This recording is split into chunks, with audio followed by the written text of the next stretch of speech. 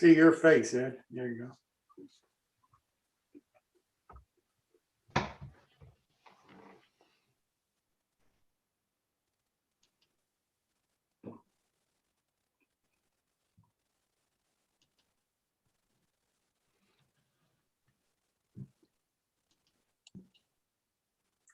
Well, welcome this evening to New Tracks Meetup.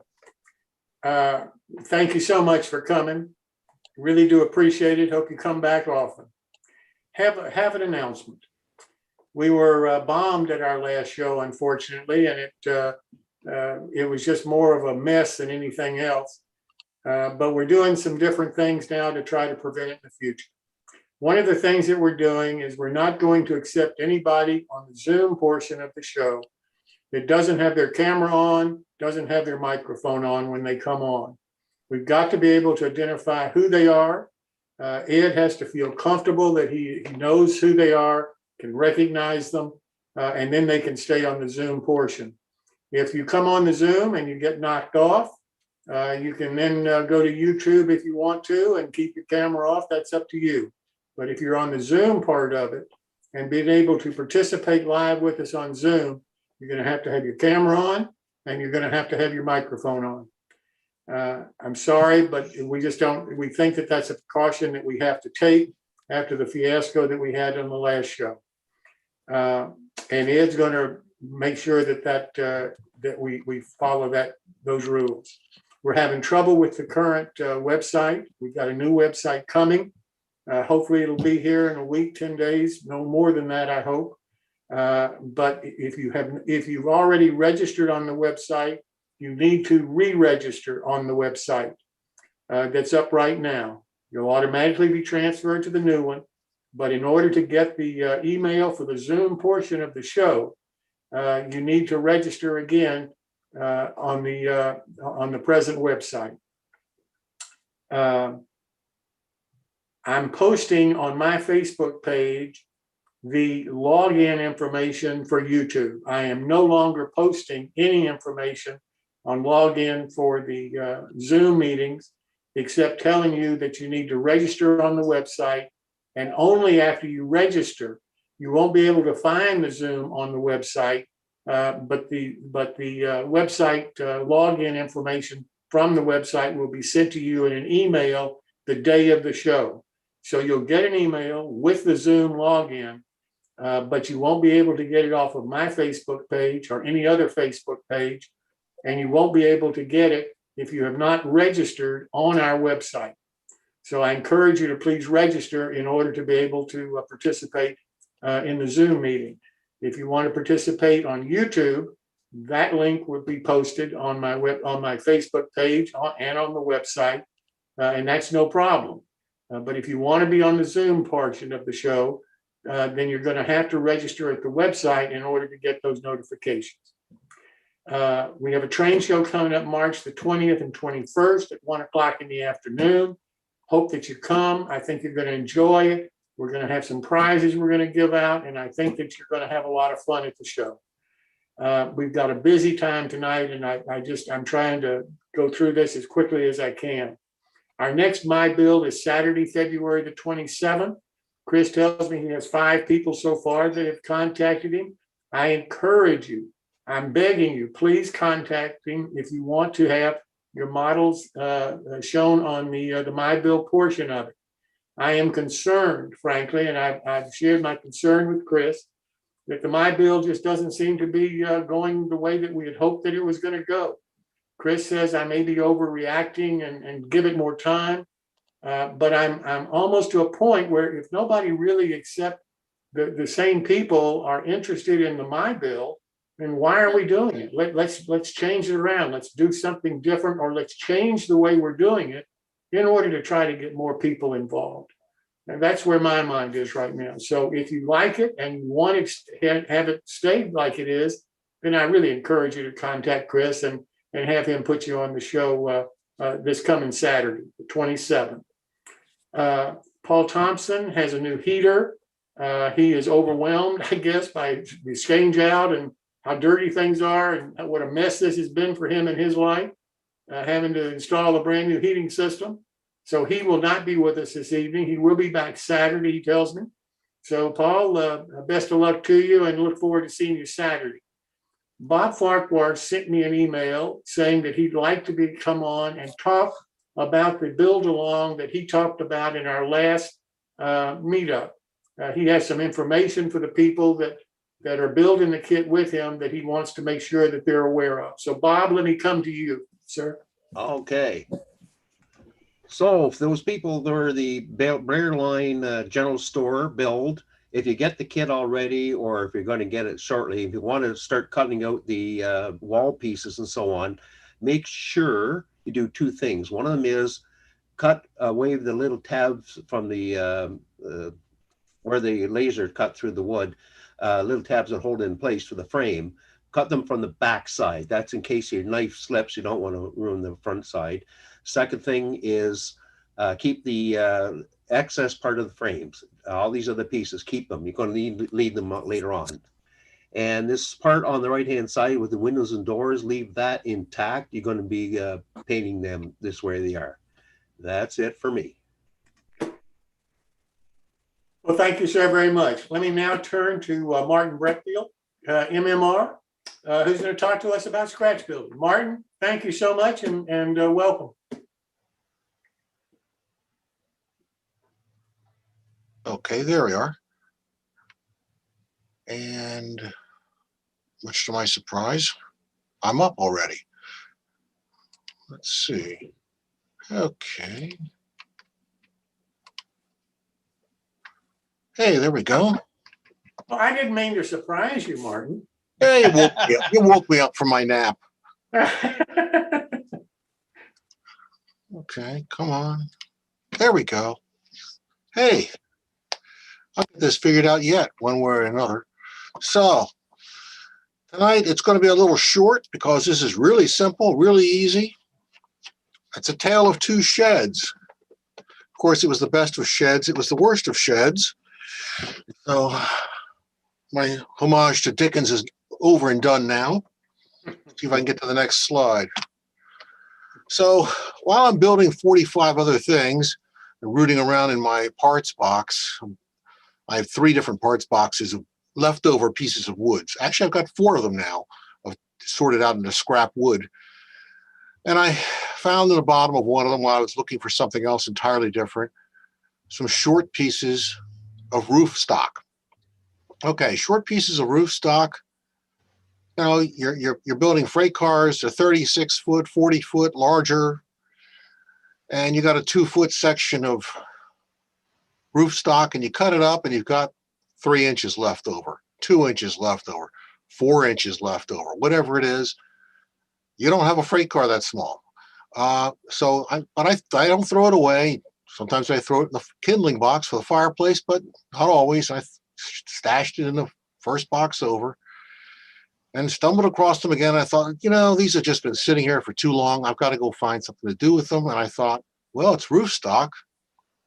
All it needs is a building underneath of it, not a train car. So go fast forward real fast. You're so fast, you miss me building the sides. Okay, so we've got scribe siding on the front. We've got board and batten. This is all leftover stuff out of my scrap boxes. So scribe siding on the front, a salvaged door frame. I think it's a Grant Line door frame. Board and batten for the 2 of the sides, maybe 3 of the sides. The door is scratch built. It's just some 1/32 basswood and some strip wood glued to it. Add some overhang front and back. It's a shed. Gosh, that was easy. Okay, the back's clapboard.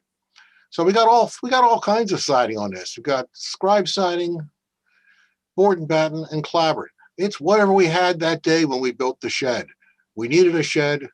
Use what you got out of the pile of lumber. Build something, real or otherwise. You wouldn't want to see what the shed looks like on my place in Pennsylvania. It's entertaining. Very entertaining place. Locust poles are the frame for that one. So take the larger piece. Same idea. Well, we've got board and batten. We've got scribe siding on the ends, some overhang added on to each end of the roof stock, little corner trim to cover up the not so neat corners, some Z molding. I have a little tube of Z molding left over. Once upon a time, somebody handed me a couple of those mailing tubes, and it had all sorts of special shapes in wood. And they said, would I be interested in this? I said, thank you very much. I'm past interested. I'll take it. I don't know what I'll do with it necessarily, but I'm sure it'll find use because this stuff's getting harder and harder to find. And you can use styrene if you really care about it. I like wood. I've got it. I'll use it. Some end blocks to keep the doors from sliding off the rails. And those are just, I think those were Grant Line doors. Didn't have any frames for them. They just happened to have the doors in the shoebox of parts. Everything goes together nicely. Board and batten on the backside. We ran out of clapboard. Didn't have any that long. So board and batten. I probably had to glue that up actually though to get it that wide. And you throw a coat of paint on them, throw a bit of wire on for the door handles, put some nut bolt washer castings in, some tar paper, miscellaneous tar paper. I think it was Builders and Scale. Put a little dab of paint on the doorknob so you can see it. Little tiny touches like that. I don't remember what colors these are. It's whatever polyscale paint I had handy that I was sort of looking to get rid of as well. Paint it all the way around. Hey, I'm done. That's all it is. It was a quick and easy thing. All you need is, this is the value of not throwing away your scraps. Put them in a box, put them somewhere, you'll use them. Here's the other part of this. Let me go back. That wire, I'm not cutting up a 12-inch piece of wire, 12-inch long piece of wire. I have Ziploc baggies. I throw all my scrap wire into Ziploc baggies with a label on them. And when I need a 1-inch or ½ inch or whatever inch long piece, I'm reaching for the Ziploc bag of scrap wire because I'm not going to cut up a 12-inch piece of wire just to get one handle. I have lots of scrap. Don't waste it. You'll use it someday. Okay. So now I'm done. How about that? All right, Jim? Oh, I think that is fantastic. Fantastic. Thank you, Martin. I really appreciate it. And that's such great advice about keeping the scrap pieces. Martin, you didn't use the whole length of roofing, did you? You just cut sections off to make the overhang? No, I added the overhang. The overhang is added, oh gosh, it's probably 1/8 inch. No, it looked like you took a roofing section and cut off maybe 1/8 of an inch and 1/4 of an inch and add the regular roofing on it. It wasn't the whole piece. I'd have to go back to my slides to look at that. But hold on a second. Well, the very first one there, it shows the overhang, but the roofing is flush with it. Let's see. Well, whatever you did, it looks great. Thanks. Anyway. Well, okay, I'm not sure where we're at on that. But after you get the roofing material on, you can't see it anyhow, so it doesn't matter anymore. That's another good thing about it. The roof was flush with what you cut off. Thanks anyway. Oh yeah, well I did cut it off at the end, at the very end. You trim that off. But the roofing material hides a host of sins, as does paint and weathering. But those are other techniques. Well, thanks again, Martin. I appreciate it. Now I'd like to turn to Bill Neal, MMR, for some trash planning. All right, Bill? can you guys hear me okay? Yes, sir. Yes. All right, let's do a share screen here. I'm going to share this application. We're going to have a short conversation tonight. I'm going to talk about designing the Eagle River lines. And I think it might be kind of fun. Let's see here. Can you guys see that all right? Yes. Yes, sir. Okay, good. This layout was designed by me and was actually built by several friends and myself for a gentleman who had been on a model railroading for a number of years. And I was at an NMRA convention. By the way, this is a great reason to be part of the NMRA. And I was approached after I gave a clinic by the gentleman and his wife. And they said, do you know anyone that can help us build a model railroad? It turned out that he had, when he was a teenager, was fascinated by the hobby, but dropped it to do a number of other things, such as be a physician and have a very successful life. And now he's retired and wanted to build a railroad, but he had no skills really that he built up. So we jumped in and helped him, and it worked out pretty good. Now I'm going to show you kind of where we're going. When we talked to this gentleman, his name was Ed. Several things he wanted. This is not an operations type railroad. It was continuous run. It had to be reliable. He had a small 4x8 that he had prefabricated track on, 18-inch radius, and he was having trouble getting the big boy around it, an 85-foot passenger car. So you can picture that a little bit. But he also wanted a reverse loop, and he wanted a mirror used like John Allen to kind of make tracks look like they're longer. He wanted to have a tunnel on the bridge, and he had a bunch of structures already on hand, and he wanted us to use those in a model railroad. So I worked with him on a design, and he had a nice sized basement, but he was going to put together 3 4x8 tables like this and build a model railroad on it. And I said, wait a minute, that's really not a very good approach, because really what you're looking at is you've got to have this area around this large railroad anyway. Roughly, 18, 16 by 14 or so.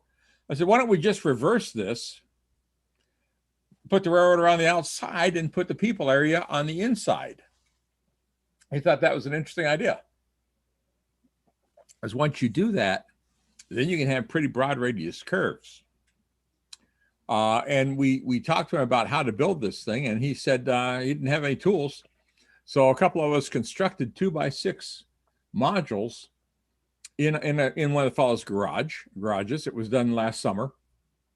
And we brought these into his basement, put legs on them and bolted them together. And it worked out pretty good. You can see we actually built a lift bridge area in right here. And that was a lot of fun. He was very excited about that. In fact, this is a plan of what we did. You can see that it's actually a double track. We actually cut a corner off here to make it more interesting. It's a double track oval right in here with about maybe 20%, this upper right-hand corner covered with a tunnel. We have a series of crossovers down here, a turntable, a roundhouse, and a branch line that comes up and climbs a hill right through here. It actually wound up being about a 2% grade. I thought at first it was going to be 2.5, but we were able to ease it a little bit. Crosses over the top of the main line and then has reverse loop out here. And we put in sort of a flying bridge across here between the modules to carry the reverse loop back. We also negotiated for a little bit of a yard down here. You can't quite see it. There's another 4 feet of the plan that you can't quite see. And there are a few industrial sidings.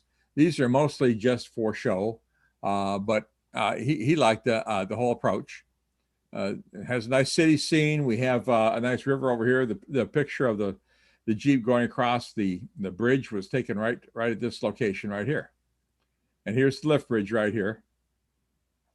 So this was the plan we started working with. You can see it's version 5.0. In other words, there were 4 unsuccessful versions before this. Don't be afraid to revise the design decisions. And this is what it looks like. Now, it took us from last summer to about January of this year to do this work. It was done in 6 months. You can see this got a nice backdrop painted back here. A gentleman by the name of Norm Logan, who is in the Detroit area, does backdrop painting for a number of us model railroaders, and he did a spectacular job there. Here you can see the lift bridge right here. It's got a handle on it, just lifts straight up. There are interlocks on both sides to prevent trains from rolling out there. You can see he's got a nice bridge here, and he's got a little over and under action over here, and a city scene as well here.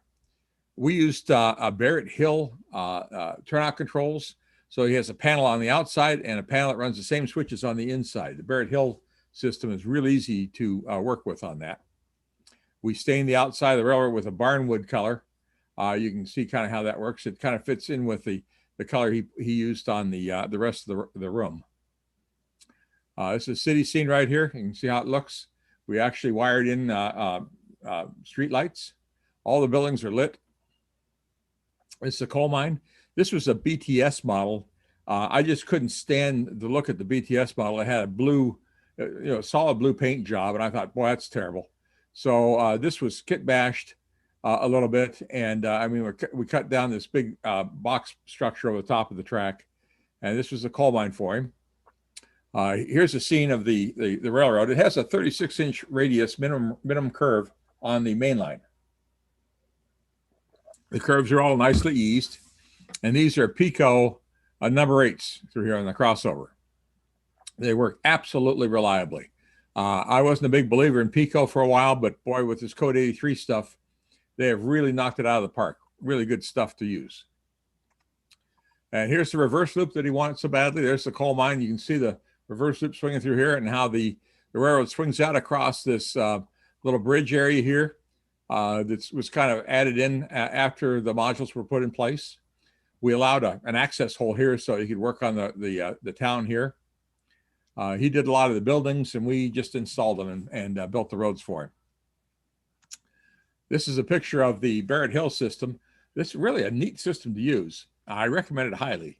This was a PowerPoint drawing. I just left white spaces for the switch controls.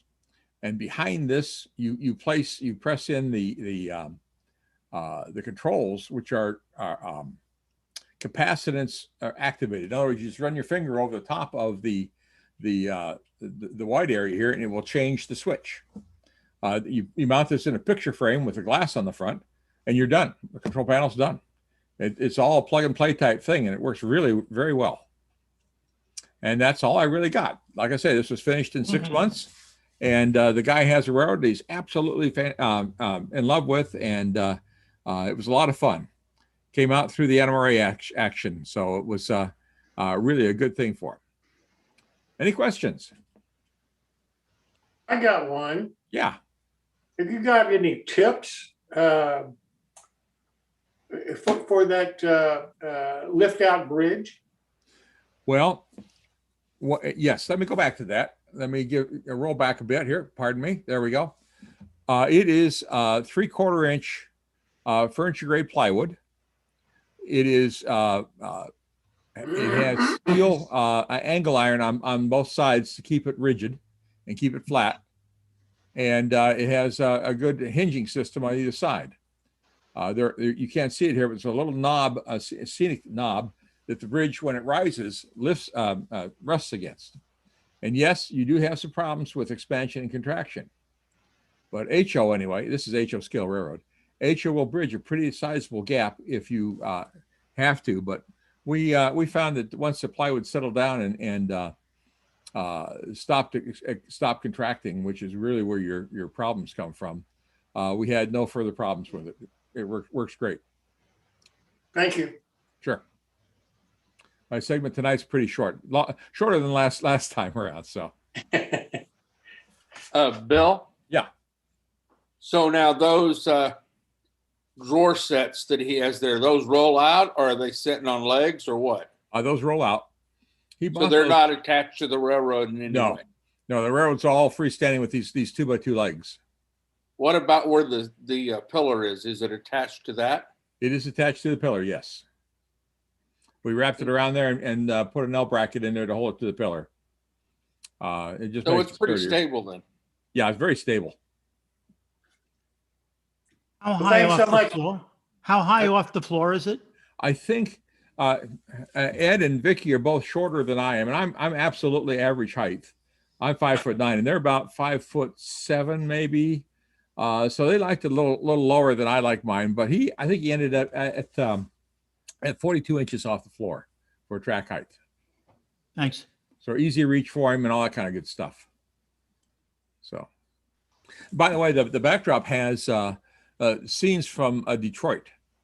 There's a lot of buildings back here that are from Detroit. Since we're in the Detroit area, I mean, somewhere back here to the left of the Ambassador Bridge actually shows up in the backdrop. So, It's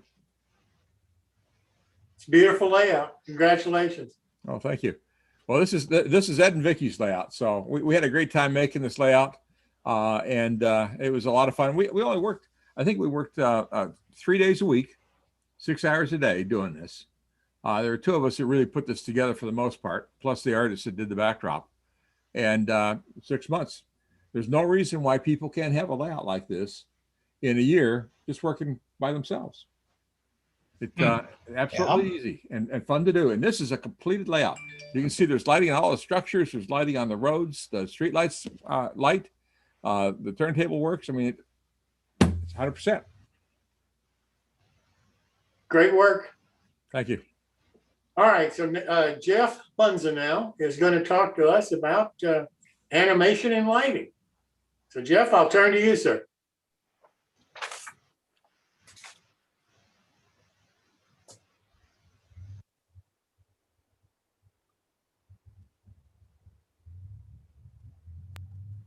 You need to unmute yourself, Jeff.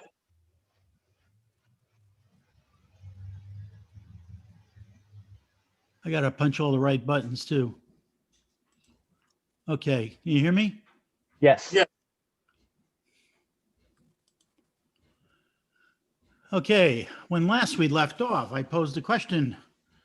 And the question was, can you count all the animations in the little video? And just to refresh your memory, it's sort of a trick question. We'll get to that real fast. So the obvious ones are the crossing and the gate, but there's one more. Is it the frog's eyes? No, but you're really close. It's the firefly. I always put this in because the first time I actually showed this in a clinic, every single person got up in the clinic at the end, because it was the last demo in the clinic. Every single person got up and had to go and inspect this thing. And I was just floored. We were in there so long that it turned out that we held everything up. This is done in a little bit different way because it again uses an LED, but it's an ultraviolet LED. So you can't really see it. But the way you get the little firefly to light up is you take a drop of Tester's fluorescent paint over here, yellow in this case, and you take the smallest drop you can and you put it on the edge of a bush. And then through a tube, you focus the beam of the ultraviolet LED and it lights it up. The big deal, and the reason why I'm talking about this as an example, is not because of making probably the smallest animation you could make in HO scale, but rather because the thing that makes it an animation is the blinking. And it turns out if you go out of your way, you will find that you can locate, somebody did research on every single firefly in the world, and it'll tell you the repetition rate at a particular temperature with the duration of the firefly flash. And so I looked up one for North America, and that's how we got to that. But it's kind of a cool little thing. And when I actually published it, I got about, I don't know, 20 follow-ons that were talking about, well, I want a whole bush. How do I do that? Well, that was beyond me, so we dropped that. Anyway, I'm trying to get to the distinction between a lighting feature where you have a light that turns on and off, regardless of how small it is, and something where it gives you the impression of life. It gives you the impression of movement, or it gives you the impression or the implication that something else is going on. So all of these lighting effects up here are simply ones that you turn on and off. Here are ones where either they are required to be a certain duration, like the firefly for a particular firefly, or in case of the FRA rules, the way that the gate is illuminated and blinks, or a crossing signal, there's a specific set of criteria, which, by the way, changes over a century of use. So depending on how you're going to use it, it's going to be changed.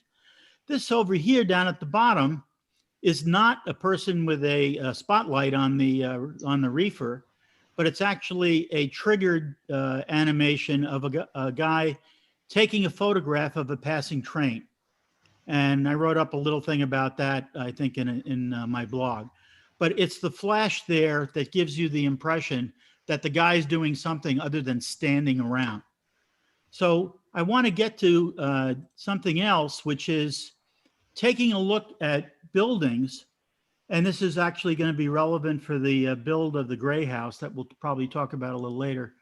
But how you deal with simply turning something on and off versus animating the turn on or turn off is a big deal. And it changes things from a lighting feature to a lighting animation. So over here, when you see this set of windows here, it represents by the color and also by the way it turns on a set of fluorescent lights in a wide area. Whereas over here, you might see something like this and there's a party going on. In the corner, you're going to see a welder being simulated by a semi-random effect of a blue light and a white light. And we're going to see all these different things. And something that'll be relevant for the build is the way that the windows are particularly lit by placement of the LED, but also by how they come on and when they come on. So by virtue of demonstrating that,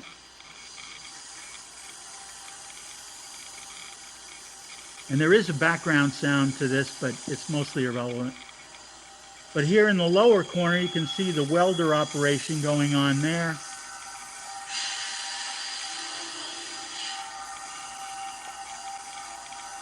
You'll notice also that the windows don't just flash on and off. And there you just saw the fluorescence coming on in the lab there too. And the pace of the windows coming on is very slow.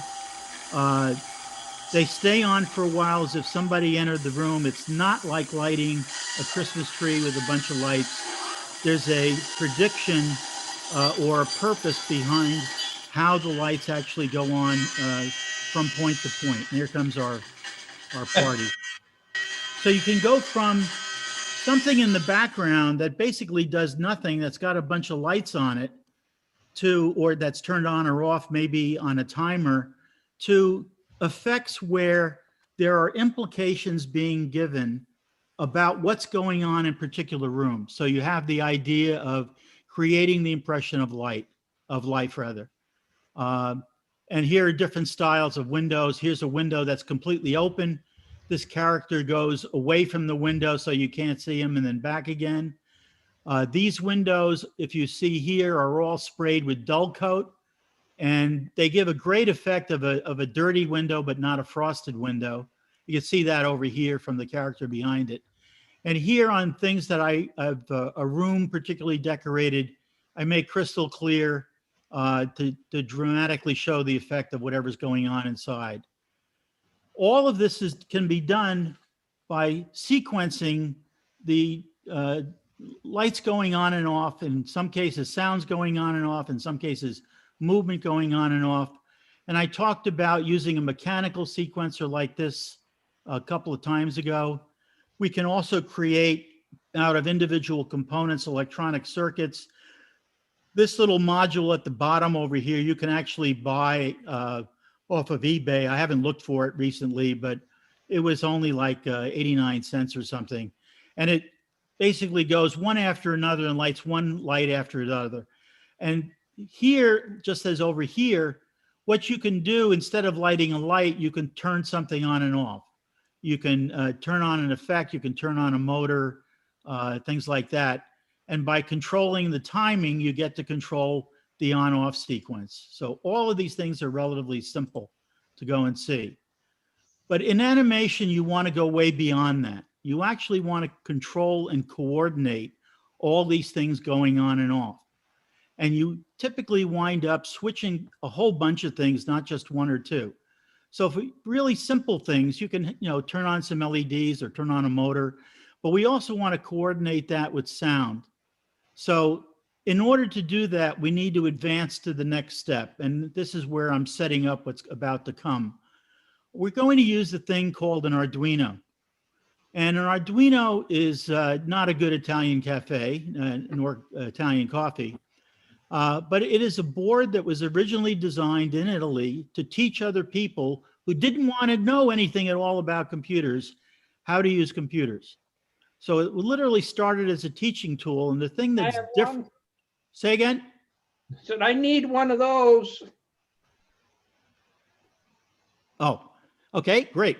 Well, it turns out that there's only about 24 different kinds. And next time we'll talk a little bit more about which ones do what. But this is one of the very early ones called an Uno, Arduino Uno. And you can read all about this at this site down here. And I'm also going to give you another reference in a couple of slides. But the big deal about all this is that see all these pins up here and down here? It turns out that they are all can be used as switches. So this thing has 20 controlled switches. And it literally, as far as you're concerned, literally looks like this, like the old knife switch you might have had as a boy or a girl. That you throw one way and it connects us to 5 volts. You throw it the other way and it connects it to ground or common. And that's what each of these pins over here, these are little sockets. Here's another set of 6 sockets down here. And this is the device that we can set up to control all these switches. Now, obviously, I don't just want to turn them on and off. What I'd like to do is to turn them on and off in a sequence. I'd like to turn them on and off with not just turning on LEDs, but maybe turning on a motor or turning on a sound. And there's a really interesting attribute of the controller for all these switches here. I can control all those switches with about 1/100th of a millisecond accuracy. Now, you might not think that that's a big deal, but what it means is I can turn those switches on and off really fast, but I can also do the opposite. If I wanted to, I could turn them on and off really slow, because the other thing that this thing has got is a timer on board. And I can use that timer relative to turning those switches on and off in lots of different ways. And now for the best part. Lots of people all around the world, including yours truly, have written all kinds of sequences for model railroading to do all kinds of interesting things, such that all you have to do is learn how to set this guy up by connecting a USB connector here, and we showed back before. Connect the USB cable to this connector here. That goes into your laptop. You go to this site over here and download the software for the particular computer that you want to work with, like a Windows machine or a Linux machine or a Mac, an Apple Mac. And then you can go and set up by downloading into this chip, a sequence that's going to control these 20 switches. Now, you don't have to program. You don't have to know anything except how to go and set up and download a program. And if you want to be really clever, you can change the timing of all that stuff with an editor. And if you have been able to sign up for the emails for this webcast, you have all the knowledge necessary to make those changes. So anybody that says, I don't want to learn programming, guess what? I don't want to learn it either. And I don't want to teach it to you. And I'm not going to. But I will show you how to download and edit things so that you can do all kinds of neat things with your model. So what I'm showing you here is the basis of a tool. And the neatest thing and the easiest thing I can show you how to use that tool is to turn on all those LEDs in whatever shape or form we talked about prior to this. And that's why we spent so much time talking about LEDs. I'm going to leave this up for a bit because you can go back and play the tape and you don't have to copy it down. It's the reference set to all the things we've talked about up to this point for LEDs and testers and tools and all that stuff. And here you'll find a set of things to talk about what you can do with animation, with Arduinos, and the full range of things that are available. And there's actually a lot more because this is the tip of the iceberg. Usually when I go through and do the introduction to animation with LEDs and Arduinos and stuff, I usually get somebody in the class that puts his hand up and says, I don't want to learn how to turn on LEDs. How boring. I could wire a switch to do that. Yeah, but I could turn on lots of them in all kinds of interesting ways to create effects that you can't do just by flicking a switch. And I can do it a lot more accurately than you ever could. And I could take that same one Arduino, and by resequencing it, I can make it do a wealth of activities. And that's what this is all about, giving you a tool to build far better models than I'll ever be able to do. So what we've done is set the stage for the next 1 or 2 webcasts, and then we may take a hiatus after that. But I wanted to set you up so that you can do some really neat stuff with all the things that we've talked about so far. Are there any questions?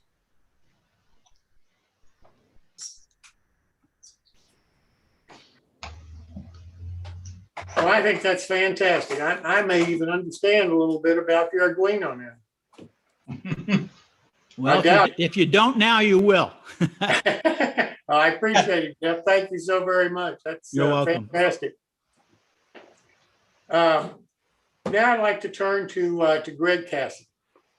And Greg is going to start out the Build Along program that we've talked about previously. He and Chris Gorse of Conowingo have gotten together, and Chris offered his kit. Greg is going to build it. And what you'll hear about tonight is the introduction for this build along from Greg and Chris. And you'll find out about the tools and what you need to have in order to build it with Greg as he starts it. So Greg, I will turn it over to you and Chris, sir. Thank you, Jim. I'll go ahead and do my presentation first. If Chris wants to come on afterwards and tell people how to order the kit, he can do that. Let me start my share. Oh, let me start it at the beginning. And I'm not quite the orator that most of the other people are here, so I'm going to be following a script. Welcome to the New Tracks Build Along. This is the Gray Street House, the company house version. I'm Greg Cassidy. I'll be covering the construction of the kit. This will be done in slideshow format. I'm always taking pictures as I go. I'll also have some info from Jeff about the lighting supplies at the end. Tonight, we'll go over the tools and supplies that I'll be using. Not all of them are needed, but most are useful for this and for any other wood kits. First is the glues I'll be using. I use different glues for different applications. These are common glues that many modelers will have laying around. At some point, you'll need to glue plastics together. I like to use the extra thin for gluing acetate into plastic window frames. Glues for wood and paper. There's a large variety out there and many modelers have their favorites. I like to think in terms of the viscosity of the glue I'm going to be using for the application I need it for. The tacky glue is thicker and stronger glue that I use for walls and strong joints. The Elmer's glue all is versatile for gluing a variety of materials together.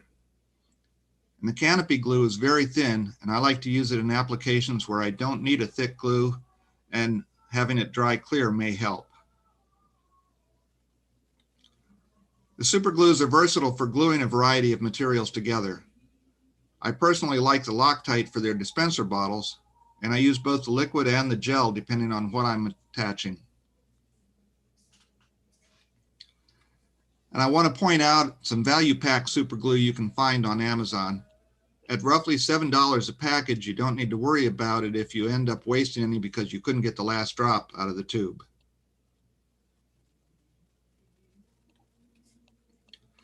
Next, we'll cover the tools I'll be using. All modelers have their favorite tools to use. These are what are usually out on my workbench all the time. You want to use a hobby or X-Acto knife. Make sure you have a few spare blades and that you're starting with a sharp one. I find tweezers useful for holding small pieces of wood when I'm applying glue to them and for other delicate tasks. Even with having a hobby knife, I find single-edged razor blades to be useful, and I always have two next to my workbench. I'll start with a sharp one, and once it's used a fair bit, I'll mark it as being dull and get out a new sharp one. You'll always find lots of uses for a sharp pencil for marking where to cut wood and making nail holes and signs. These are my most used squares. You'll find them especially useful. I also like having an angle guide at hand. And what I think is one of the most important and cost-effective tools is a toothpick. I use it all the time for applying glue and removing glue that's been squeezed out of a joint.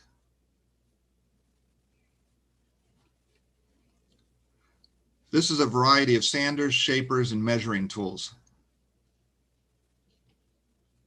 Having a variety of sanding sticks is almost essential. You can get by with sandpaper, but it's harder to get straight edges using that. Files can also be handy and in some cases can take the place of sanding sticks. They're coarser and will remove more wood than a sanding stick will. You'll want some form of a ruler or straight edge. They have a variety of uses from measuring items to giving you a straight edge to cut along. I like to have a scale ruler as well as ones that measure in inches and millimeters. I've ended up using a variety of different clamps. In some cases, you can get by with rubber bands or bracing items together with 1, 2, 3 blocks. But there are some cases where a clamp is really the best tool to use. As far as paints go, the sky's the limit in terms of what's available out there. I like to have a variety of craftsman style paints that you can get at art stores like Michael's and modeling paints such as Vallejo that you can get at hobby shops. There'll also be uses for rattle can spray paints. Depending on what you are going to be using them for, you can go with the large cans from a hardware store or modeling spray paints from a hobby shop. For paint application, I have a variety of brushes. These are my favorites that I use most often. And I'll usually just use a coffee can lid as my palette. Have some warm water nearby to wash out your brush, and I do like using a brush cleaner to help keep my brushes in good shape. A paint spray booth isn't necessary, but odds are at some point you'll be using some spray paints, so you want somewhere where you can spray safely and cleanly. You can go outdoors, but then you're subject to the weather. I built this spray booth out of plywood with a fan attached to the back of it that ducks outside. Here I'm going to show some optional tools and supplies that I use but aren't necessary for this build. Some type of magnifier or optivisor. Depending on your eyesight, this may or may not be a necessity. For me, it absolutely is. I tend to use a variety of chalks and pigments for weathering my models, both during the construction and once they're completed. You can pick up chalks at many modeling stores, but I really like to use artist grade pigments. They come in powdered form. You can get these from art supply houses and they're a great value. And you want to have a variety of brushes for application as well. And while it's not necessary, I find having a variety of different strip woods on hand to be useful, especially if you want to do any modifying or scratch building. Now, for the O-scale builders for this build along, you'll have to create the porch and foundation that doesn't come with the O-scale kit. A couple of supplies that you will need on hand for that are some clapboard siding for the porch roof sides and some material to cover the foundation with if you don't want to leave it as wood. You'll also need to have a few sizes of strip wood on hand. The 8x8 can be used for the porch posts, the 2x6 for the porch and back step flooring, and 9x9 or larger for the actual foundation. Also some stairs and stringers if you don't want to make your own.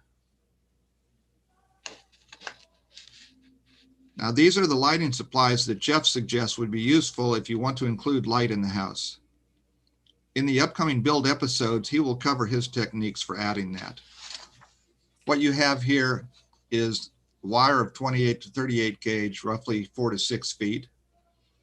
Some white LEDs, 3 millimeter, warm, sunny, or any white. You can use as many as you want. Jeff will be using 2. Resistors at 680 ohms for a quarter watt for 12 volt power, or 220 ohms, quarter watt for 5 volt power. And you'll want some thin cardstock or an old box to enclose the light. I will put all of these websites in the chat window after my presentation. That's it for the tools and supplies. If anybody has any questions. Greg, go back a minute to the O-scale version. Where would people go to get the foundation covering that you talk about? And also, where would they go to get the stairs that you mentioned? All right, the foundation covering, there's a variety of different materials out there that either look like brick or can look like rock work. What I happen to have in O-scale is from Plastruct. You can find it at any hobby shop that carries wood and evergreen and Plastruct siding.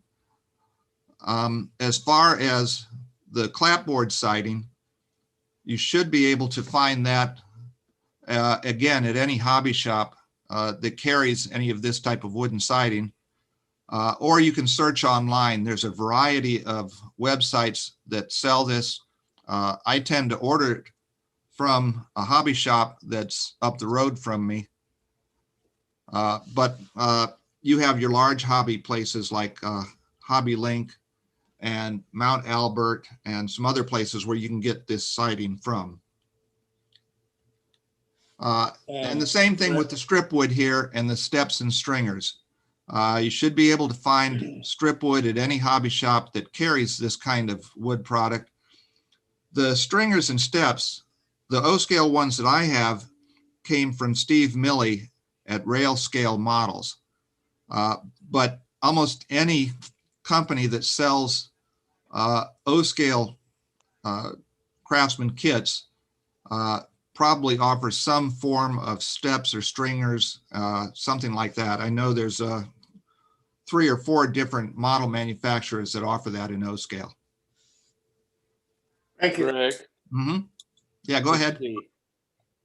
You might also consider, folks, if you're doing O-scale, or if you want stone instead of brick or whatever, textures and print it on your inkjet printer, which you then need to overlay with Krylon.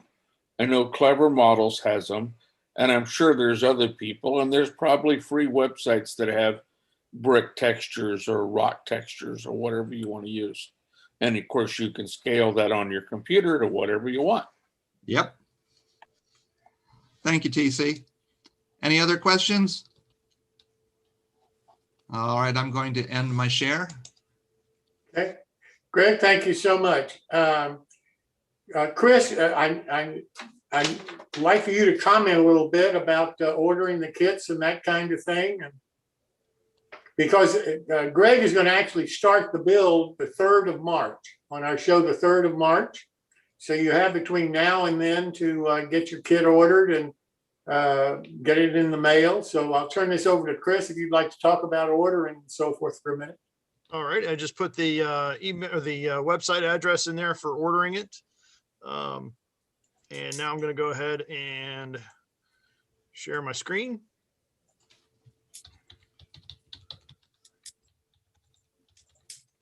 All right, we'll go over this real quick here. Maybe if this computer cooperates. There we go. Okay. So as we all are aware now, this is the build along is a collaborative build. We're going to start out with the Gray Street house, and then we're going to move on to other projects after that. If you want to order this kit, the primary version that we're going over is the HO scale version, and it's been dubbed the company house version because it does strongly resemble a company house that you would see in coal country. The build begins March 3rd at 7 p.m. Eastern, and Greg is heading it up, and Jeff Bunza is going to chime in from time to time and help us a little bit should we decide to add some light to it. I thought that was a great addition. This HO scale version includes a foundation, a front porch, a back step. It's got tar paper roofing. And as mentioned a little bit earlier, it is also available in O scale. However, when I came up with the company house version, I wasn't expecting the O scale guys to take so much interest. So I apologize for that. But it's going to turn out to be a little bit of a scratch building project for the O scale guys. So hopefully that's a happy accident. So this is basically what we're going over is we're going to go through the preparation first. Greg already talked about your tools and your glues.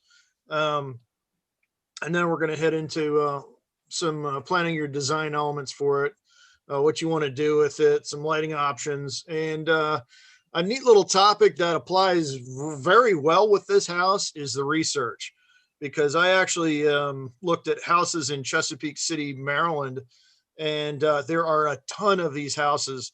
Not one of them looks anywhere near as small as this one does, because the footprint on it is, I think what they did is they taxed by the width of the street that you took up. And so basically you might have a house that's 10 feet wide and it's huge in the back. So that was to keep the taxes down. But anyway, so we'll go over that and some neat things that have happened with those houses in Chesapeake City. Give you a bunch of different ideas of what you could do with the kit. Week two will be bracing, where we're going to talk about bracing the walls, and then also some considerations for LED and wire placement. Week three, Greg's going to head right into painting, talk about the roofing, the walls, painting your doors, windows, strip wood, and you're going to have to do a little bit of sealing to prevent light leakage, so that this one light, let's say you put one light in there, you don't want it to glow like the sun, and so they're going to show you a few tips and techniques to prevent that from happening. Week four will be the main assembly, installing the doors and windows, assembling the building itself, and then putting the porch roof on, or putting porch roof together, I should say, installing those lighting options, and doing some window dressings for lighting effects. And that's actually another category that I kind of like, because different window positions kind of are a sign of life. So that we're going to talk about that a little bit. And then the last week will be roofing and finishing touches. Going to fit the roof on, do the roofing itself, powering the lights, and then finishing touches, little odds and ends here and there that need to be taken care of. So anyway, we've got two different versions, the HO scale and the O scale version. You need to order now. It looks like maybe in the last couple of days, the post office is starting to catch up. But still, if you want to get this kit and have it in time to join us on the build, please get that order in as soon as you can to conowingomodels.com, and we'll begin our build on March the 3rd. Fantastic. Thank you so very much, Chris and Greg. I really do appreciate it. Thanks. Let me mention something too about the O scale one. Since that's the scale that I model, I'm a little concerned about that one. If there's O scale manufacturers that make the steps and make the foundation materials and that kind of thing, that would like to offer some kind of special deal for the people that are ordering Chris's O-scale version of this. If you'll let me know, I'll be glad to include you in the discussion about this. Because if there are manufacturers like Railscale or whoever, you know, that have the parts and so forth that the O-scale modelers are going to need, then if they know exactly where to go to get it and that, you know, it would fit their needs for this build, I think that might be a good thing to offer. So if you O-scale manufacturers are out there and want to participate with this, just please let me know and I'll include you in the next discussion of this build. Yeah, maybe I can talk to Steve Melly about putting together a basic kit for the scratch builders, for the O-scale guys. I think that would be great. And then Available in N scale? I can't see N scale. Ah, come on. These glasses aren't for looks. I wish I could. I don't have any, I really don't have anything to support N scale because I'm not even sure who makes doors and windows and all that stuff for it. But I like what you're thinking because it's a lot smaller than carrying these big O-scale kits. They're huge. All right, and let me mention something else here before I break away from this. Bob Farquhar and Blair Line are also teaming up together. Bob, as you remember, did his introduction about the tools and glues and all of that at our last show. And he starts his build on the 17th of April. Now, that is in both N scale, HO, and O scale, that kit. And Blair Line is offering that kit with a 25% discount.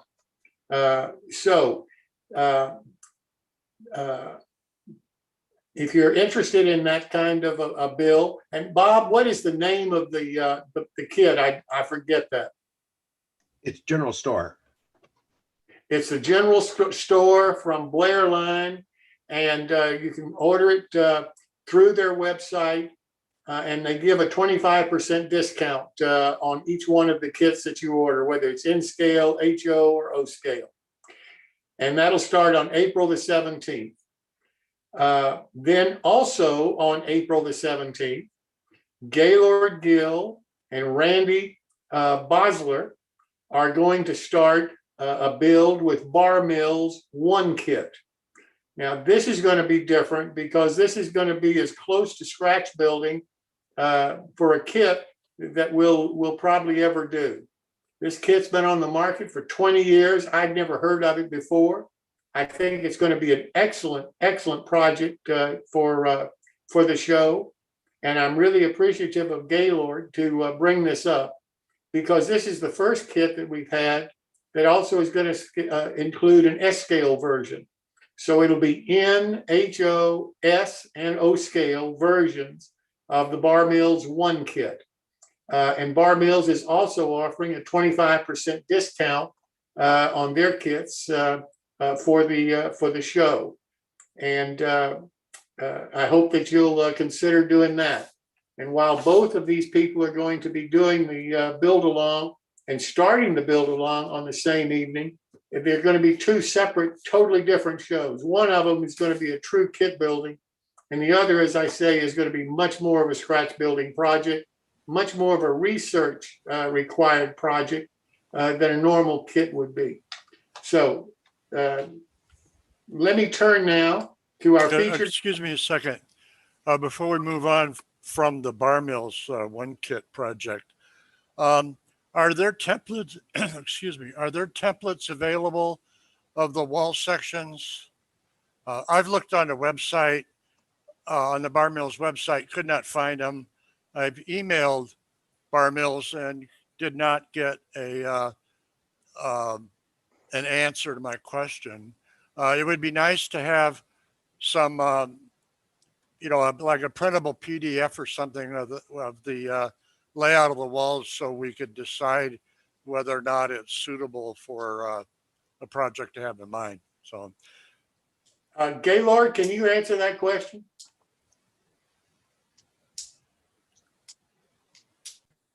Ed, is Gaylord not here?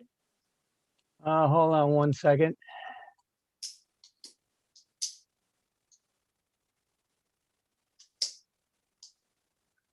I guess not. I do Yeah, not I see don't him. have him coming up in the participant window, Yeah. so. Yeah, I don't see him either. I don't know. I'll have an answer for you before the next show, though. I just don't know. I haven't built the kit, and I really haven't looked for templates of it. I know that I have seen, as I understand it,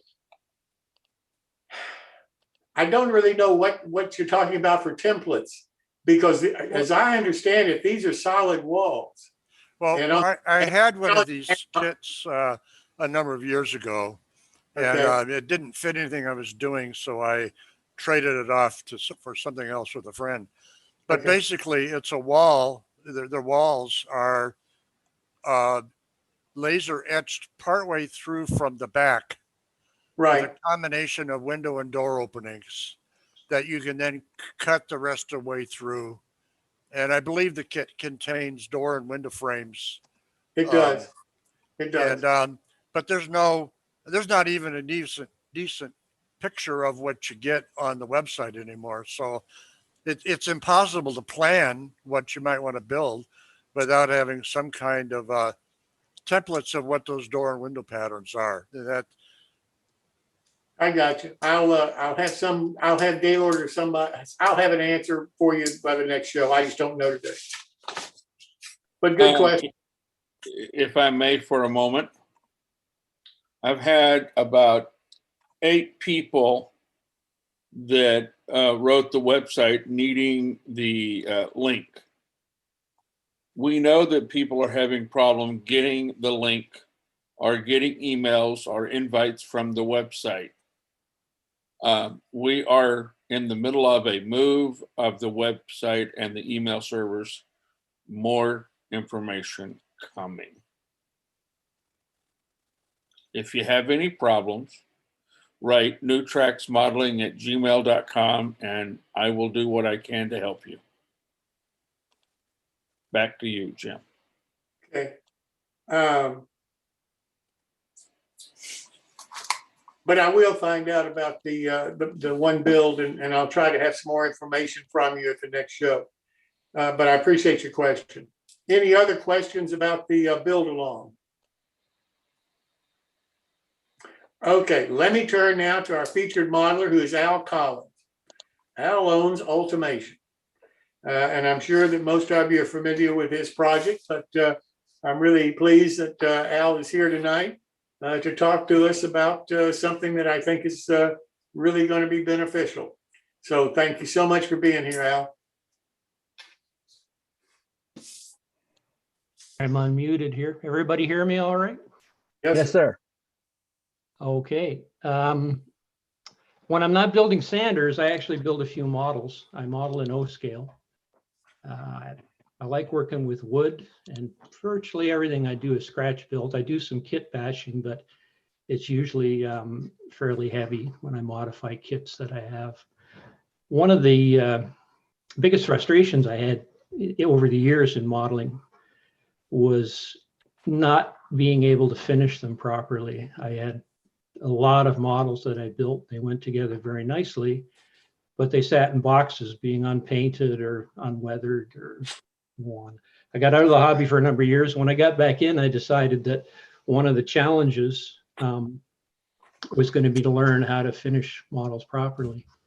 I started researching paints and finishes, and I think Clark and maybe even Jim last week mentioned that the military model guys are leaps and bounds ahead of any of the paint finishes that are, on the market for model trains, especially since Floquil vanished. If you spend some time, or I have spent some time studying the war gamer people and the military modelists, AK products, MiG products. Actually, Vallejo, AK, and MiG, I think they all live in the same apartment, or they're all related somehow or interrelated. And they have just a vast storehouse of finishes. So I did a little group that I belong to, and Clark's a member of it too, actually. You there, Clark? Maybe he's fallen asleep. Anyway, I've done put together a couple of little seminars on finishing, because I felt that as I learned this, I'd pass it on as much as I could, going back to the frustrations I had when I couldn't finish models. So the first one I've done, and if I can remember what Ed taught me on Monday, maybe we can do this. So we go to screen share. We open that. Look at this. I might even have it. Wow. There you go. So this is virtually a scratch built project that I've been working on. Everybody happy? Everybody see what I'm doing here? Yep. Beautiful. Yes. You good? Okay, because computers and me are fairly new. This is a little pump house, and the end product is a water tank. So I'm going to go through the steps of weathering how I did this. This is just scale lumber. Actually, I used to cut scale lumber, and I used to live in a town called Mount Albert, so do the math. And now I sand lumber, so I'm used to making sawdust. So the first thing I like to do, you can make your own stains, and Hunterline's a little bit expensive, but it takes a long time to go through a bottle of Hunterline, and it just does the job for me. So the very first step, I don't do anything to the wood. I just soak it for a few minutes in about an 80% dilution with driftwood. This gives you a really good base. There's a little hint, and strangely enough, if you look on the label here, it says wood stain with rubbing alcohol. You'll notice on the newer bottles that Rick and Maureen have not put rubbing alcohol. I don't think they ever used rubbing alcohol. It was just sort of a slip. The problem with rubbing alcohol, if you're using it to dilute any of your stains or your shoe dyes, some rubbing alcohols, because of what it's used for, they have actually baby oil or smelly stuff in them to benefit the person that's being rubbed, and they can leave a little bit of a sheen. So this is just 1x12 O-scale basswood with 80% solution of hunter wood dye, and it's sitting on the deck on my front porch, reasonably accurate. If you want to darken it up, you can use 100% driftwood. You can use Cordova brown. You can look through the different stains, or you can make your own to suit. Trick is go from light to dark, because you can't go the other way. What else have I written on here? Oh yeah, if you've got the boards already pre-cut, you can vary the stains to accommodate the weathering that you're trying to emulate. So one of the most popular colors you'll see in railways seems to be boxcar red or barn red or barn brown or whatever. And I mean, Floquil used to make a pretty accurate reproduction of that color, but they're not around. So this is about the closest that you can come to. 1-to-1 of those two colors there. And that comes up with the closest thing to boxcar red. I think the interesting side note on that is the reason boxcar red was so popular for buildings as well as rolling stock is they just threw all the paints they left over in a great big bin and stirred it up, and that was kind of the ugly brown color that came out at the end. So now that we've got our stained wood the way you like it, we can dilute the boxcar red or the barn red color 1-to-1 with water and just brush it on. And this is where it's important to vary the intensity, because again, if you get the color over top of the area that you don't want color, then there's nothing you can do. Ask me how I know when I look at the bin of pieces of wood that are too red. Once you've got the color the way you want it, just give it a quick wash of driftwood, put full strength driftwood. That ties the color and the colorless or the weathered portion together. It just sort of blends it so you don't get a real strong demarcation between the color part and the part where the paint is worn off. If you can see the little black arrow in there, brush it away. The bottom of the boards, if you look at any old barn structure, the bottom's always, it's actually mildew, mold that grows in the bottom of the wood because it has more moisture in it, so it tends to be darker. And that's what it looks like when it's done. It's ready to start putting on the model. Sorry, missed a step. Now to get a little more of the effect of the mold and the moss, which is again prevalent close to the ground on a model, we can use a little white or off-white. Dampen the wood first, just with a little water, just touch some of that white on and then wash it away very quickly. And it just leaves a little bit of a white tinge without making it too obvious. We let that dry for a bit, let it soak in, let it dry. Now I have tried many ways to distress wood, from using razor saws to files, and most of the time it just turns out to look like you used a razor saw to try and distress wood. If you keep your coatings very, very thin, the natural, you can see it somewhat in these pictures already, the natural grain of the wood will show through. Really the only place that you need to work on distressing the wood is, again, at the bottom part where it's close to the ground, and it rots and chips off. Let me back up for a sec. So you just, an X-Acto knife, you can get a little bit aggressive. You can take sometimes I take a little wire wheel in a Dremel and work upwards away from the bottom of the board to stress it out a little bit. A darker stain at the bottom, and that just accentuates the cracks that you've just put in, the weathering you've just put in with that little X-Acto knife. Just to wash over that, and the end result, you can see that some of the cracks and splits that are in there are brought out.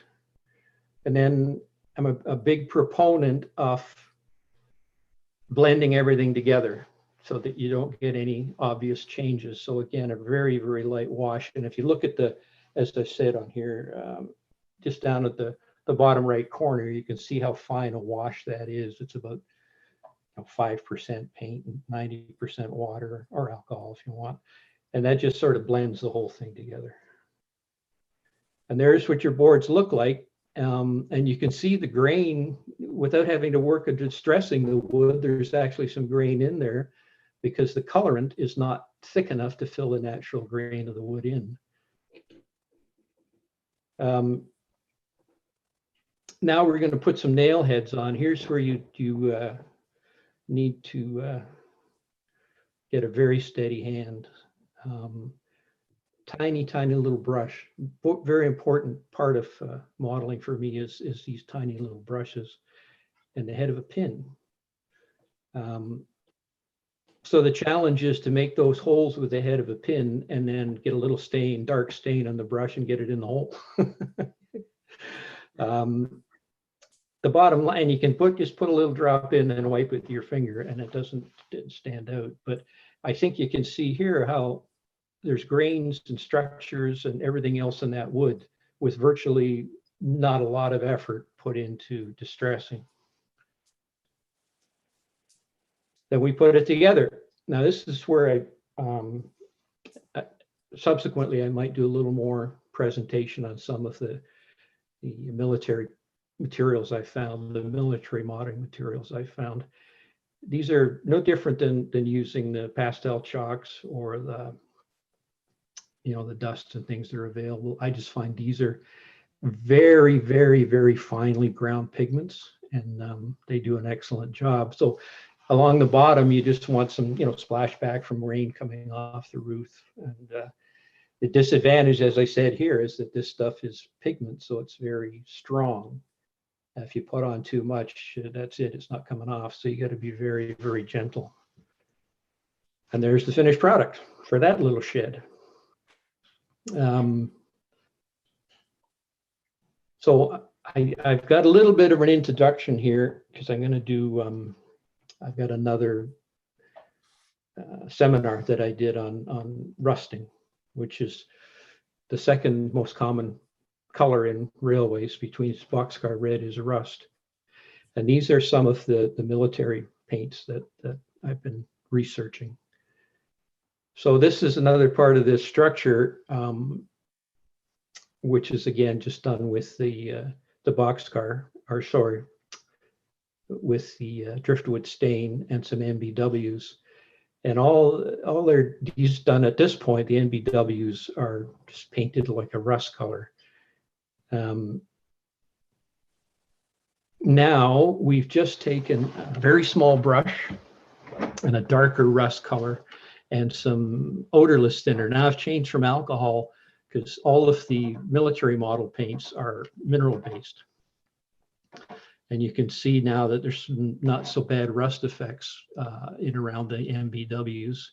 And that's just done with a little bit of a darker rust color, and just flood it, soak it in with some mineral spirits, which you can get at any art store. So that's the first step of the model I've been working on with some of the various shading and various stains and some of the rust colors on and whatnot. A couple of tips that I'll just mention for the folks that want to work with strip wood. When strip wood is cut, there's always two different sides to it, depending on, even more so depending on the grain or where the raw material is cut.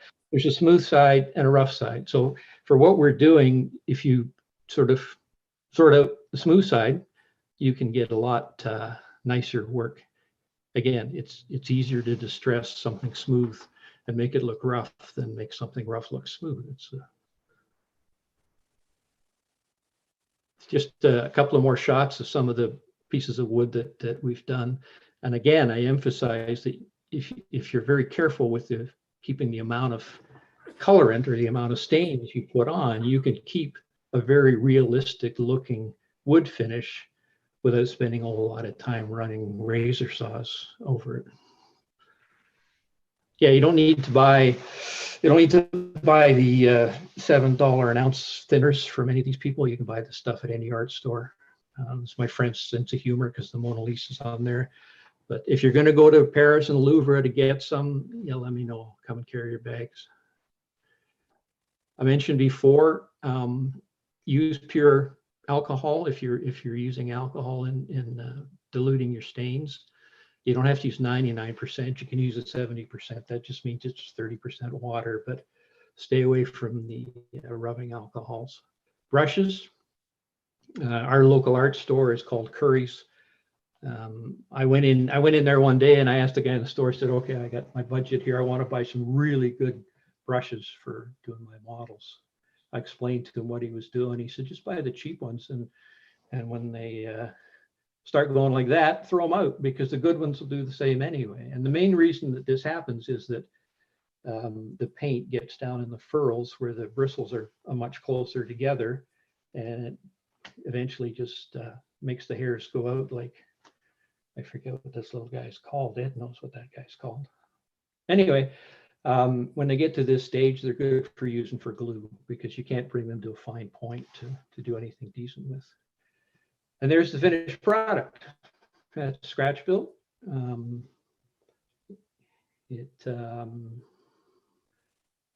Clark, our friend made those valves and piping for me. I don't think Clark's still here. We have a mutual friend, Clark and I, Tim Warris, that some of you may know. He's Fast Tracks. He actually owns Mount Albert Lumber now, and he just got big time into 3D printing. So Clark is here. I am here. Well, say something then. Well, I didn't want to. You're doing a fabulous show. Anyway, so Tim Tim has got big time into 3D printing and casting. He's doing his own printing, or not, and casting of things. So I told him I was working on this project and I wanted to get some gate valves and fittings. So he printed all those, all the piping that comes across the top and the big valves and everything else. He printed those all and cast them for me, and that's pretty much the finished product. And there's our little shed down the bottom, our little pump house that we built. And there's the wall that we were looking at. So I think that's, oh, there's another one. So there's that little fuel tank is a sample of some of the rust techniques that I was experimenting with that maybe at a future date I can share with you. But you know, I've said before, it's all of this stuff is it's just trial and error. And you know, anything that I've done here, I had before I did it, I'd never done it. So it's redundant to say, but yeah, don't be afraid to try fiddling with weathering, because it's you get some great results. So thank you for listening and allowing me to share that. And any questions, I'll be more than happy to say what I can. Do you know where the prototype for the tank is? In the figments of my imagination. That's am I still on here? Yeah, I took you off with spotlight. Yeah, you're good. Oh, I see, as a question mark. I should be, did I end my share? Yes. How do I see my smiling? Oh, I guess I can't see my smiling face. Just in the box. I can't see. All I got is a question mark in the middle of my screen. No, the thing is, you have to put the Zoom meeting on top of your other presentation. Oh, what's that thing in the background there? Is that a module? Yeah. Okay, hang on for a minute here. Look at that. I'm back, I think. Well, hang on.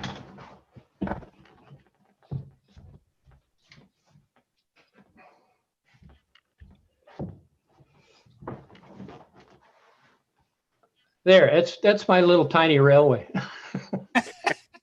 I don't have a lot of room, so basically I just built a little module. It's about 15, 16 feet with a dog laying in it.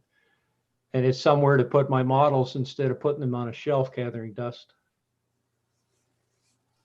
Al, quick question for you. Charlie Tusek. Sure.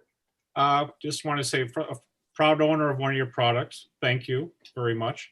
You didn't mention anything about sealing or warpage when you're staining or painting your strip wood. Can you address that? Do you need to seal, and what do you do if you get warpage? Well, being that it's strip wood, okay, let me back up. No, I don't seal anything, because that kind of destroys what you're doing. When I'm working with wood, if plastics and things, yes, but then your final weathering goes on top. Using alcohol as much as possible, you eliminate a lot of the warpage because it dries so quickly. And again, using strip wood, it's getting glued onto a background anyway. So if you were to work with sheet wood, for example, then you have to be very careful, because if you saturate one side of clapboard siding, or, for an example, or board and batten siding, and the other side is dry, it's going to go, it's going to curve on you. So I haven't, to be honest, everything I do is virtually board by board.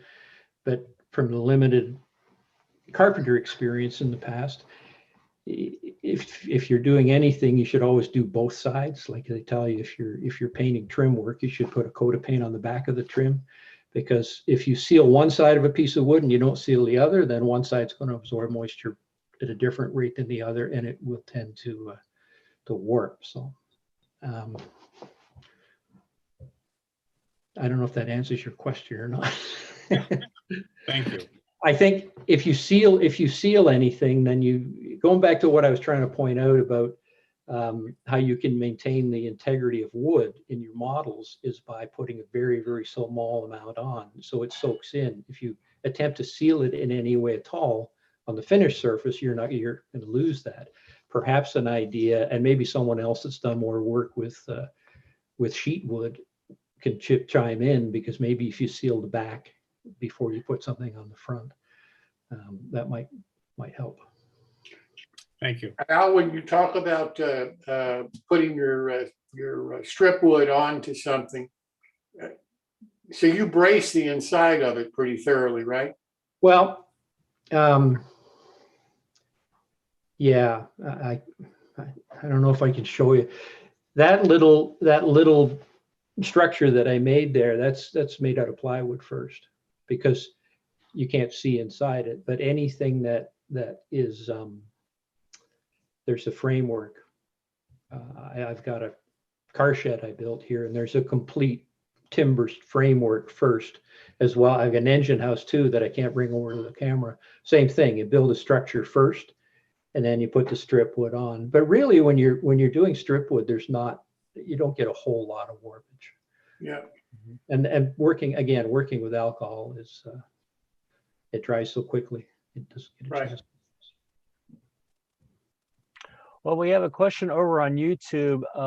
What are your thoughts on brushes? What are your thoughts on brushes over airbrushing?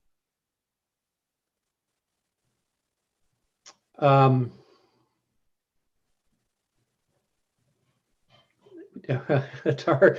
I guess it depends. It's totally dependent on what you're doing. Like if you're, correct me if I'm not answering your question, but if you're going to paint a locomotive, then you definitely airbrush it.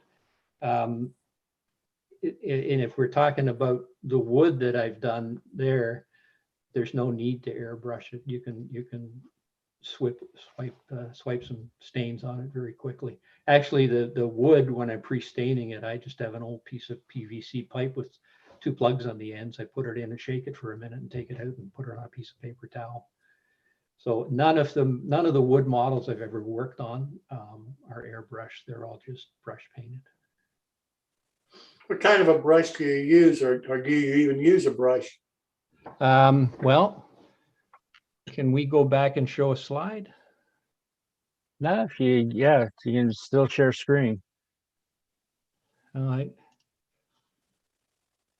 Look what I'm learning. This is amazing. There. Especially at your age. Yeah, I won't say anything. So there's it's all you brushes you need, boy. So that's like that wide brush at the top will cover anything you need to cover when you're washing wood. The one I use the most is that number 4. For all those 1x12s, I just use that and number 4. And keeping in mind that if you're using something that's like a hunter line stain, or even the acrylic paint that's diluted 50% with water, it just goes everywhere very quickly. And the object is not to try and completely hide it anyway. So it's just washes. It's very thin. Thank you.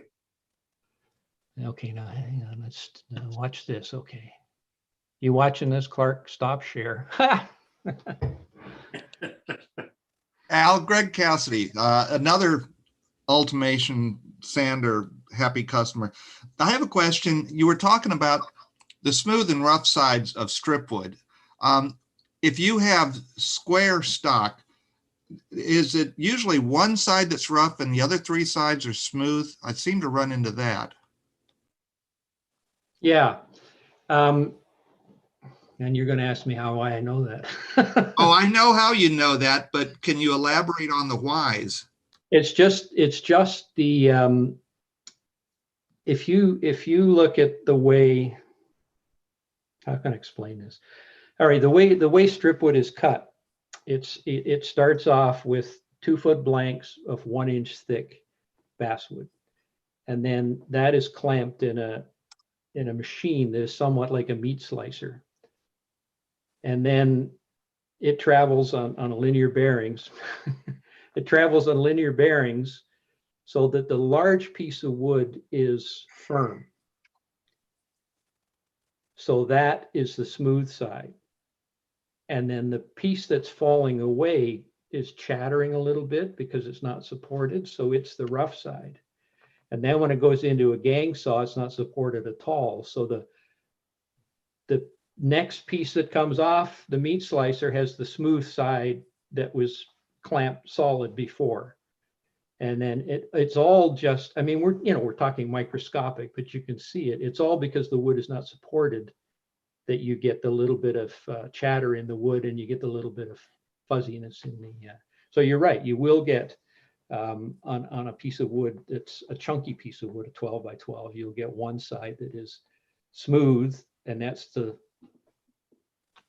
last piece. You got it? Did that make sense? Yes, it did.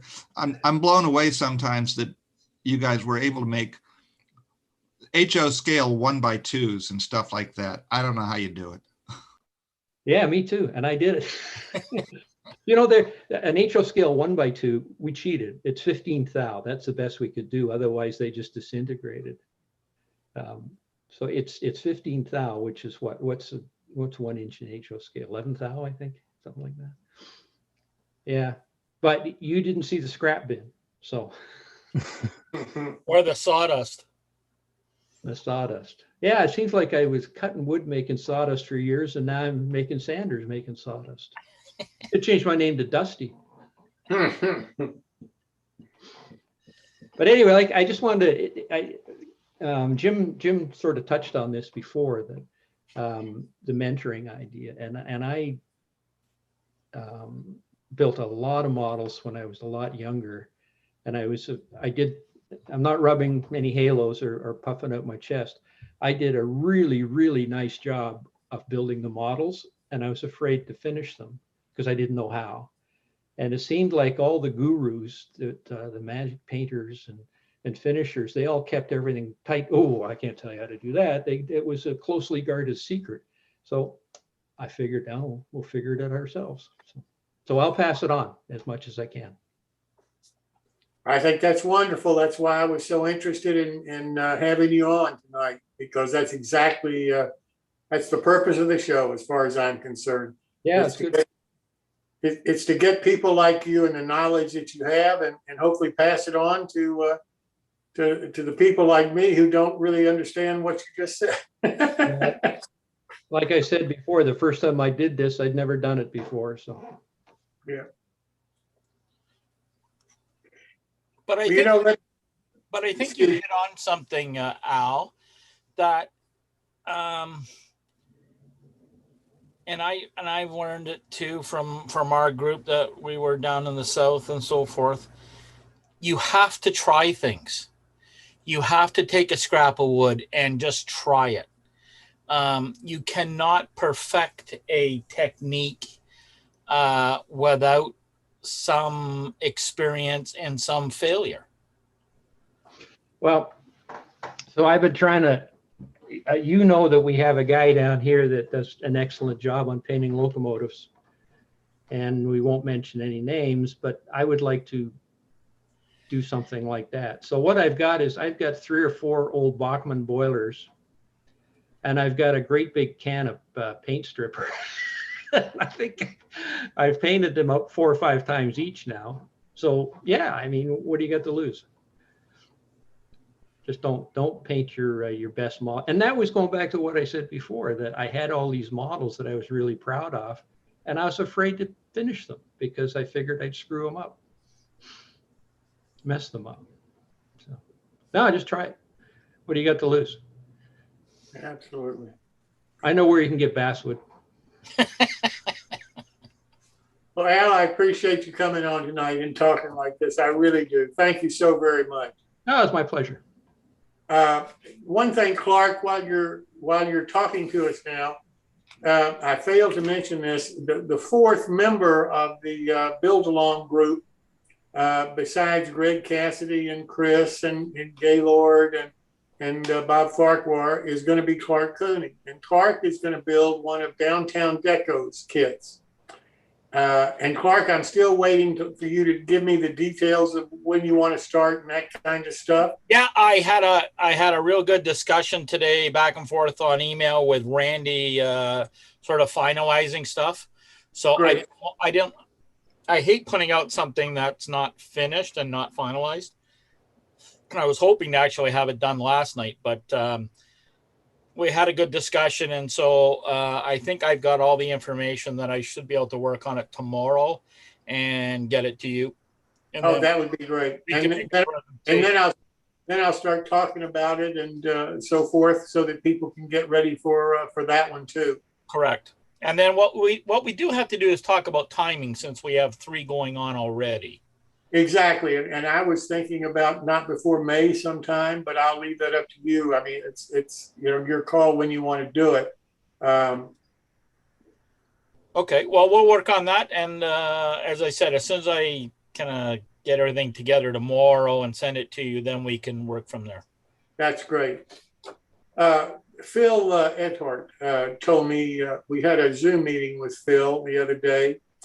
And Phil enlightened me about a lot of things about the program and maybe things that I ought to consider and so forth. And I'd like to run some of them by you tonight and get your feedback on what you think about some of these ideas and see where we go from there.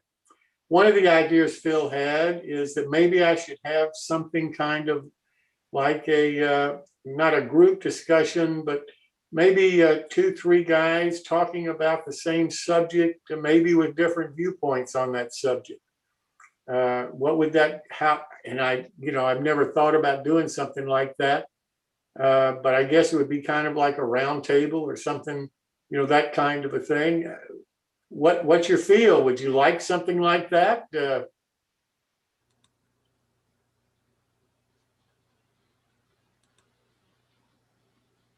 Okay. I think it'd be amazing. Okay, that's great. Any ideas on subjects? What would you like to have talked about, or what would you like that kind of thing to address? Well, one of the things we've done with the NMRA when we were doing the NMRA X and the other programs, they had roundtables. They would select 2 or 3 guys that were not compatible as such, but maybe in the same field. So you could have Al and somebody else talking about, and maybe Bob, Farquhar, about buildings. And then you could have, so that subject, the 3 guys you would discuss buildings and people could ask questions. Maybe the next time you do 3 other guys or 2 other guys and they're talking about track work. So that could, I think you have to have at least a general topic to start the group off. Yep. I've got a suggestion for a general topic, and that'd be on operations. 3 or 4 guys that have 3 or 4 different systems of operating, everything from a card system to somebody else with a switch list system to somebody else who does it completely by computer. I think that'd be a really interesting roundtable discussion. That's good. I like that one a lot. Yeah. Jim, another topic that I would find interesting, I think some others might, if you could get a few people together to talk about paints, specifically the differences between what we've traditionally used in painting railroad stuff and how the military modeling paints that are coming in are changing that, and who's used what and how it's worked. Got it. Can do that. So it's the scenery, different techniques. I was just thinking about different kinds of weathering, whether you're using powders or airbrushing, or some. There used to be, I want to say Rust-Oleum, but that's a spray paint brand. Rustol or something like that was a liquid tincture type thing. Just our people have used black in it before, but how do you weather different things? What is not so much technique, because that's like too much, but what do you use and why do you use it to get what effect? I found the best materials. solution to that is to build everything out of sheet steel and then drop it in salt water. Works. Sorry. No, that was a good suggestion. I just had to be a smartass. Sorry. It's not yet April 1st. Sorry. Coming soon. But then you can lie on the beach and wait for the salt water to work, right? I like that. I like that a lot. Okay, I appreciate you. I appreciate your comments. I'll try to do some of these and see if we can incorporate some of that in our future shows. I appreciate it. Yeah, there's a one from YouTube that he says had a suggestion of the NMRA AP. The AP program? Well, that's easy. I think the best thing to do is get the list of topics together and then divide them up on different nights. Yeah. Okay.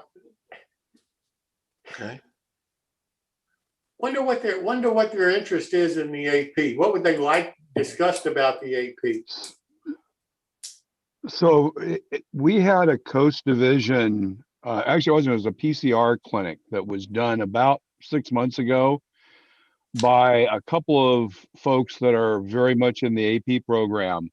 And what they really talked about was kind of how the AP program, judging program works. Yeah. And how you get judged and why models get different levels of judging. And, the idea of someone submitting a model and getting comments back and going and making changes, making additions to the model, bringing it back to get to the goal of getting the AP achievement points. I wonder, is that kind of what somebody's looking for? Probably need an understanding of the AP system itself. Yeah, they haven't answered they haven't answered the question yet. There's also a slight delay with YouTube also. Okay. Yep. While we're waiting for that delay, We can, I think both dealing with what the AP is, I think that's a good comment. And also about the judging. I think that's an excellent part of it. That we could do. Jim, the guy that you want to get for AP stuff, regardless of what the topic is Jack Hamilton. Okay. Yeah. He's on the board and I disagree. I think he's a character and a half. I think he's. I know Jack very well. I don't disagree with you, but I'll just leave it at that. Yeah, the thing. Jack's had some health problems recently. I don't know that he'd be available for us to talk with him. Anyway, that'd be my recommendation. He's the best guy I've heard speak about it without putting me to sleep. Yeah. Yeah, the answer from YouTube is the AP seems extremely difficult and would be great to hear more about the how and why to get involved and how to pass judging. Also, people do not have the space they used to have, so how can you pass the AP when you don't have the 8 square feet of space to be able to build a model? Got it. I think join a club and build it there. I think we can discuss that. Absolutely. Yeah, I've already mentioned that. I put in the chat for the YouTube how to get onto newtracks.com and all that and register. So they might be, once they're able to do that, maybe they'll be actually on the Zoom meeting. When you talk about the AP and so forth, I think between Clark and Bill and Martin, we've got MMRs that normally are on the shows anyway. And I think you could do a round table with those guys that would answer an awful lot of people's questions. I mean, they've gotten their MMRs at different times in the programs and maybe from different areas of the country. And I think, rather than just trying to get somebody to come on and talk about the AP, I think hearing from the people that have been through it I think that might be one thing that we could consider. Jim, I only spent 10 years teaching my whole region how to do judging. I have the slides sitting here somewhere. I stopped doing it a couple of years ago. And I certainly can handle author, the category of author pretty much if I don't put myself to sleep talking about it. Well, Martin, this is the other Jim. Based on your experience, I just volunteered you, man. You're the pro in the Mideast region. So thanks. Oh, okay. Your check's in the mail. Be careful what you wish for. I would agree, and frankly, I think Bill would bring a lot to the table, and I think Clark brings a lot to the table. Absolutely. Because they come at it, in my opinion, they come at it from a different perspective, a different time in some cases. When Clark got his, it was a different world for the AP than the current AP climate is. Whether it's good or bad, I'm not judging it. I'm just saying it was a different time. Jim, I'm regularly told by MMR number 198 that anyone with an MMR number higher than 200 is just not real, just not a real model aerator. Well, there's no question in some people's minds that is accurate. Yes, by 26. And Clark knows I'm telling the truth there. I mean, this is not a one-off opinion. A lot of people believe this, seriously. Yeah. In fact, I'll take it back a little further. I counted the other day. Out of the first 200, there's at least on the NMRA site, and I have it hasn't been updated for quite some time now, but as of the last update, there were 145 still alive. It's remarkable. Of the first, back in the day when you had to walk through snow 4 feet deep both ways to get your MMR. It was great. It's remarkable though, Jim. Yeah, without shoes on. Absolutely. That's right. I remember some of that time. Anyway, some of the stuff you're talking about, this is Ted Becker. Some of the stuff you're talking about is probably the reason why I stopped pursuing MMR. I guarantee you it is, Ted. I guarantee you it's some of the reason that because I've seen it. It's been cheapened. That's my expression. I guarantee you there's a lot of feeling out there like that. I can remember, and some of you may remember this and may not. I can remember the hard discussion in the NMRA about reducing the points for scratch building and putting those points into prototype. And people said, that's going to cheapen it. That's going to make it, people stop scratch building and so forth. And whether there's merit to which side of the argument, depends a lot on where you are, I guess, in age and how you model. But there was a major arguments going back and forth. My understanding is the start of it came from the West Coast, came from the California area and Oregon and Washington State, and modelers out there. Guys in my backyard.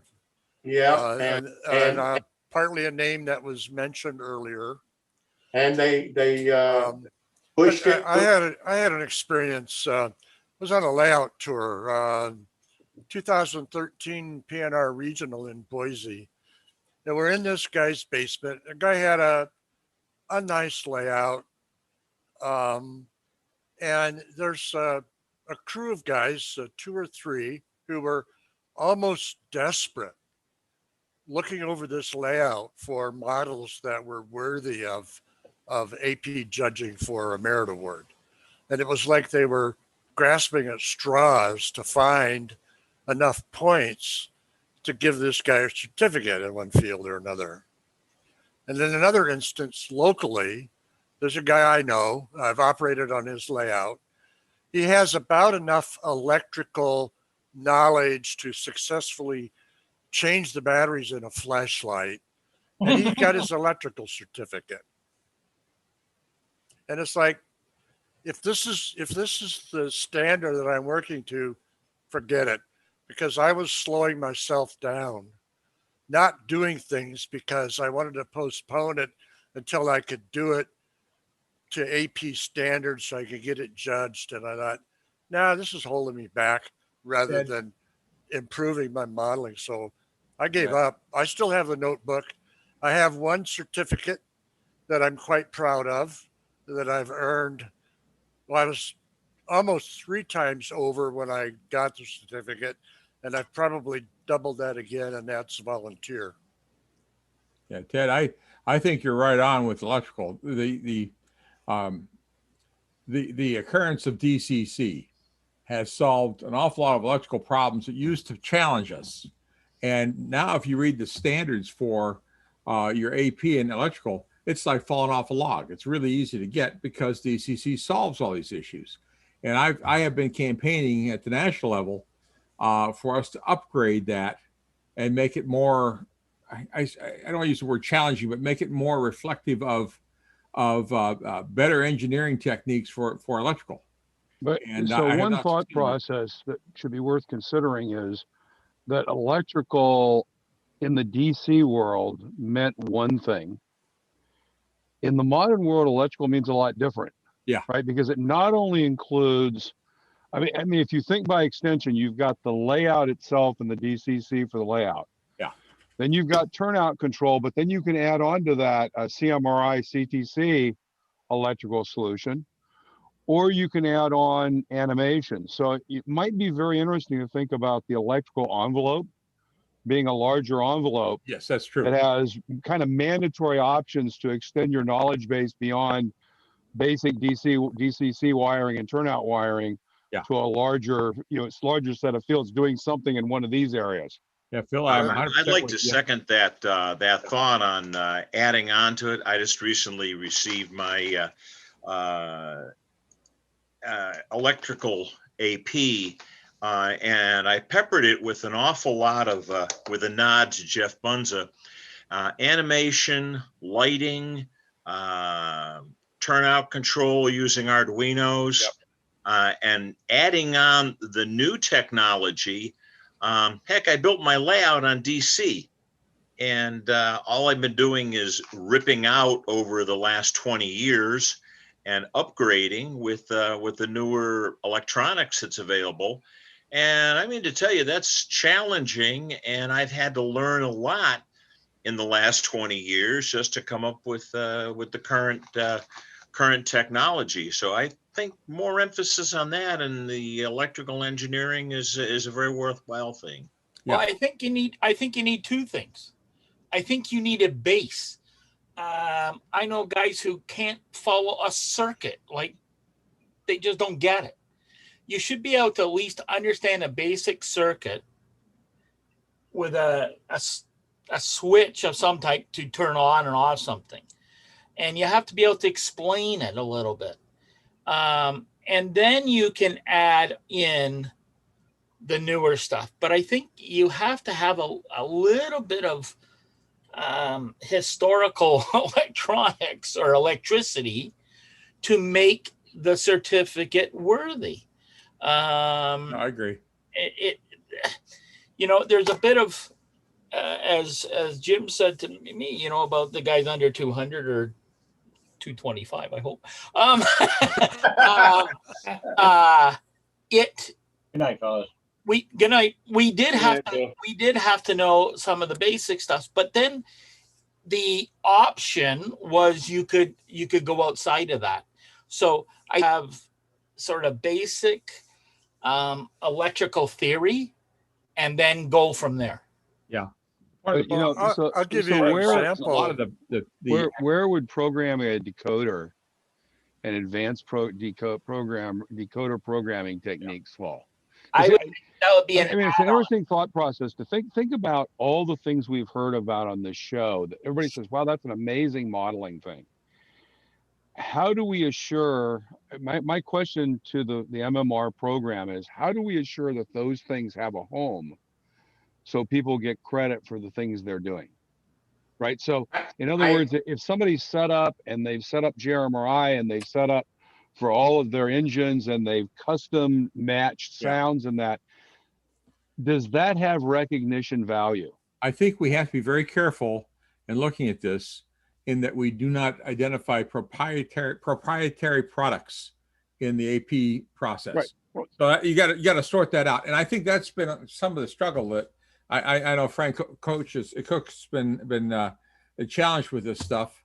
I poked at him several times at the NMRA national level, and so far no adjustments. But I'm going to keep working at it. You know, you never know. I think, but I think though, if you're saying, well, I got on JMRI, I downloaded it, and now I'm working it. Well, to me, I think you define kind of something that says, you know, you've set it up, you've programmed a set of engines, you've gotten custom, you've matched. It's just an interesting question, because kind of, I think a lot of what we reflects the way the hobby was 20 years ago. Yeah. And, you know, here's another interesting question. So someone who weathers intensely 200 cars that are all, you know, either shaker cars or out of the box cars, but really weathers them so on an operating layout they look amazing. Does that have value in the hobby? And by the way, I'm asking questions more than saying something, but it's a really interesting thing. Are we valuing the things that people are doing today versus the way we saw things 30 years ago? I mean, between you and I would never build a brass engine. No, and either would I. Well, I've attempted it, but I agree with you. But so maybe locomotives or motor power isn't your category that you would go into. Right.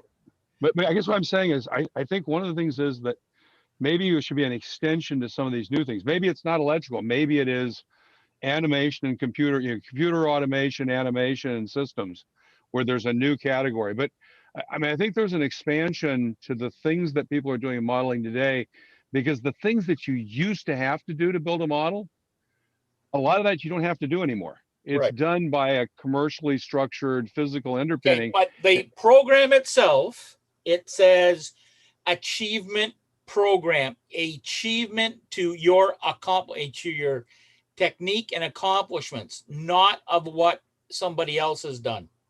And I think to be a craftsman, you have to make the car.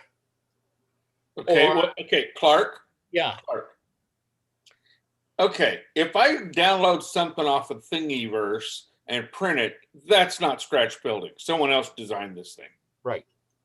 But if I go in and I draw it into CAD and I do all of that work, hours and hours and hours of work, is that scratch building? Yes. Yes. Some people would say, no, you did it on a computer. No, that is considered 3D printing. If you look, and yes, Frank Kosh in the AP department is very clear on that. You're using a tool, the computer, to make the part. Right. If I didn't design the part, it's not scratch built. I might as well bought it.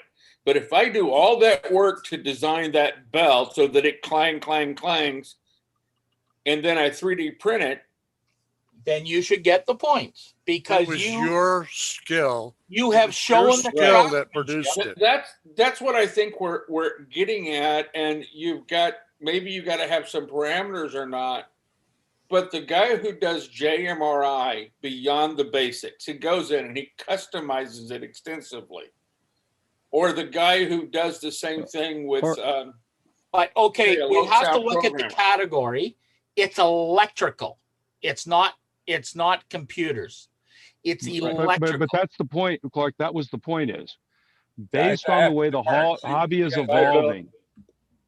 Based on the way the hobby is evolving and the involvement of, people who have less interest in scratch building specific models or specific cars or specific engines, but rather are interested in creating a larger railroad environment and taking advantage of commercially available materials. But but in that do a lot of amazing things. Should the program have, so for example, if somebody designs a complete CTC system using CRMI and does that and installs it and it works and it emulates prototypically accurate a specific signaling scheme, should that be, he should get some points for that, no question, under the electrical.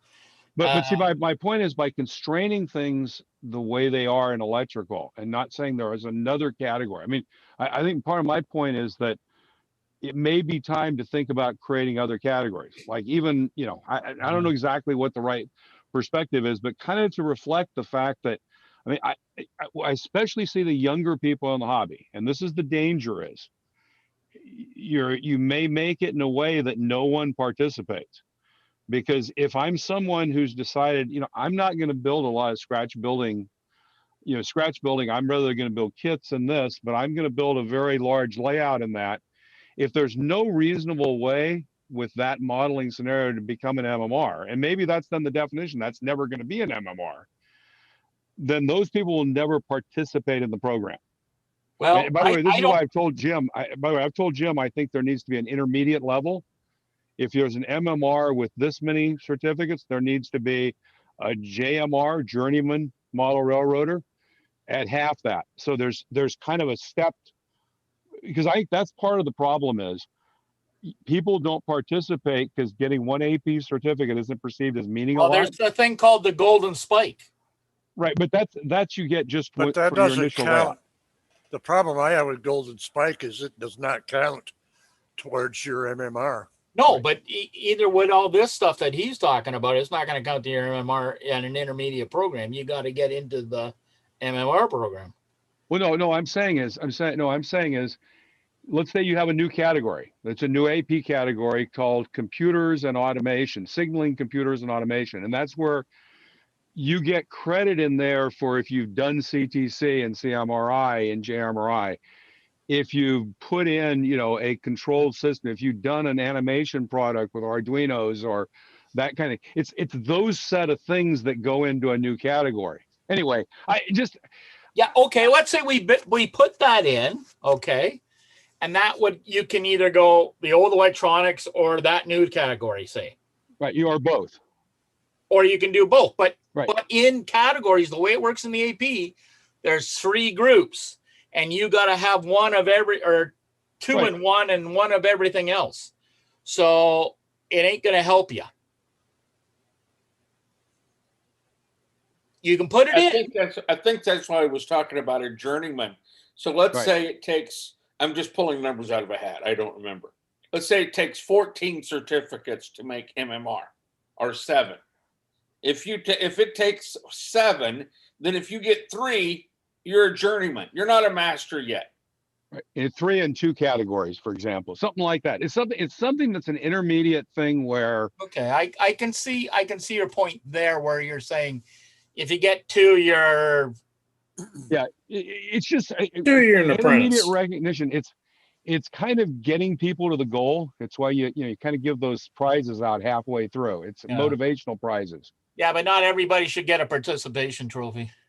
Well, you don't get a participation trophy, and it's not it's a differentiated category, right? You're not a master, you're a journeyman, right? Which says you've mastered some skills, but not all. That's right? like somebody named Grandmaster because you have the all. There is no such thing. That's a low. No, there isn't, and that's okay. It's fine. But I'm just thinking, I think to get people to participate, I mean, the whole perspective here is, Ted has 1 certificate. He's very proud of it. Let's say he had 2, and he knew if he got a 3rd one, he now would be a journeyman and would be recognized. And that's that thing. And then once you've got 3, you say, well, I'm halfway there. And that it's kind of how you motivate people. And that my real concern is kind of, there's 2 major concerns with the MMR program, because I just don't see a lot of participation in people, like especially younger people. One is I'm not sure we're recognizing some of the skills and modeling. For example, if you think about some of those military modelers, and they build these amazing scenes, at the base, it's a plastic kit. Yep. And Yeah, but they're- so just to think about it, we think of it as being these amazing modelers who are using these amazing techniques we can learn from. But at the base of what they're doing is a plastic commercial model. Okay, on the opposite, you saw tonight Al's building. Oh, you know, and I mean, think there's, and I think, by the way, I think to become an MMR, you have to have the scratch. Guys, Yeah. and I'm being just a little bit kind of, I guess I'm on the other side. I'm a bit of a hard ass on it. I think you have to be able to prove that you are capable of doing it.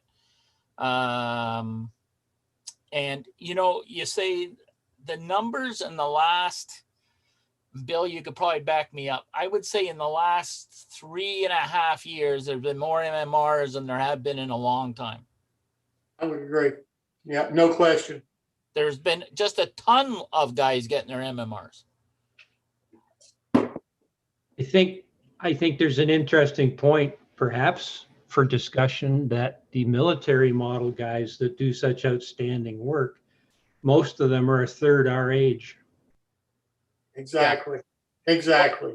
And that's one of the reasons why they cut down the points on the scratch building and went to prototype, to try and encourage the prototype modelers to get into it. And having said that, as I mentioned before, I spent a lot of time studying and reading about the guys that are doing the military models. The paint factories in Spain from these guys, it's like General Motors. It's huge, and it's a huge, huge industry. The plastic model industry is 100 times the size of the industry that feeds model railway stuff. Yep. And that's driven by the age. Yeah. I think that instead of necessarily weakening some of the stuff that's already there, Phil has a point that maybe we need to look at more categories. Or completely restructuring it. So you have, more things to interest the people. Right. The idea of the master model railroader, you're getting more than, 50 or 60% of the categories to get the master model railroader. Yeah. And here's a really monkey wrench, okay?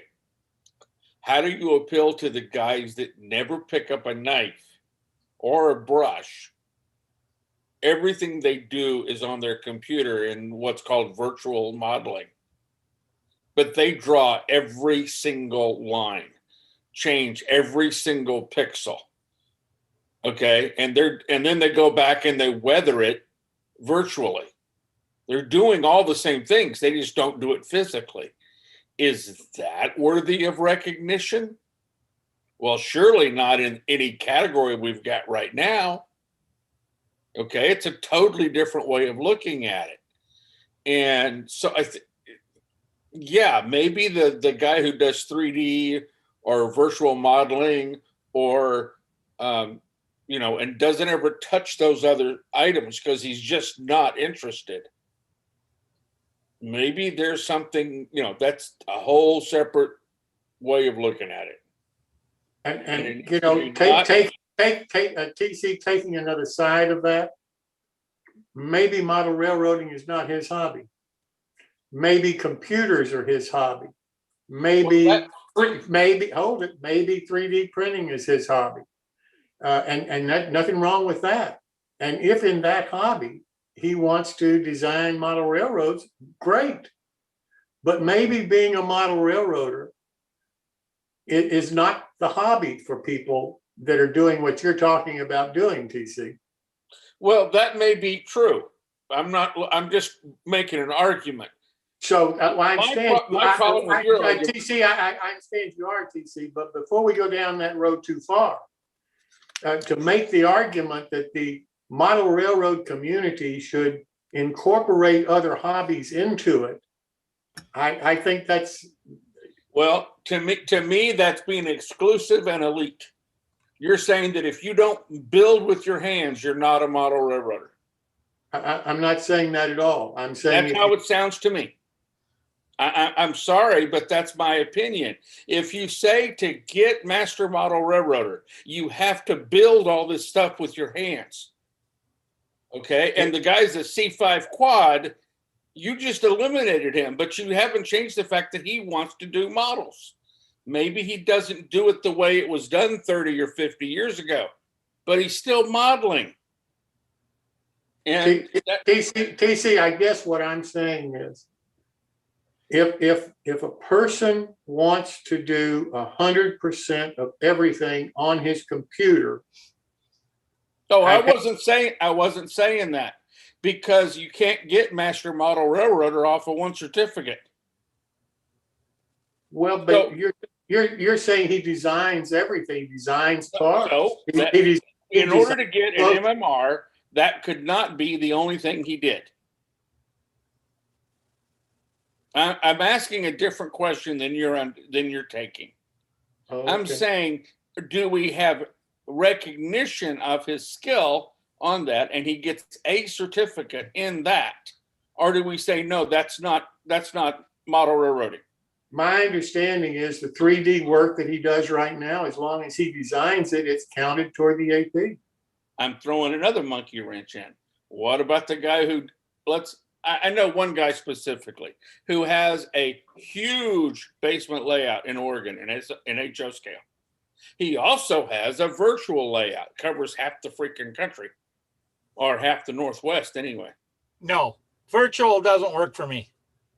Yeah, but see, to me, it's just as much of a modeling skill. He's taken the model, in this guy's case, SP stuff, and drawing it out one dot at a time and running it down a virtual railroad.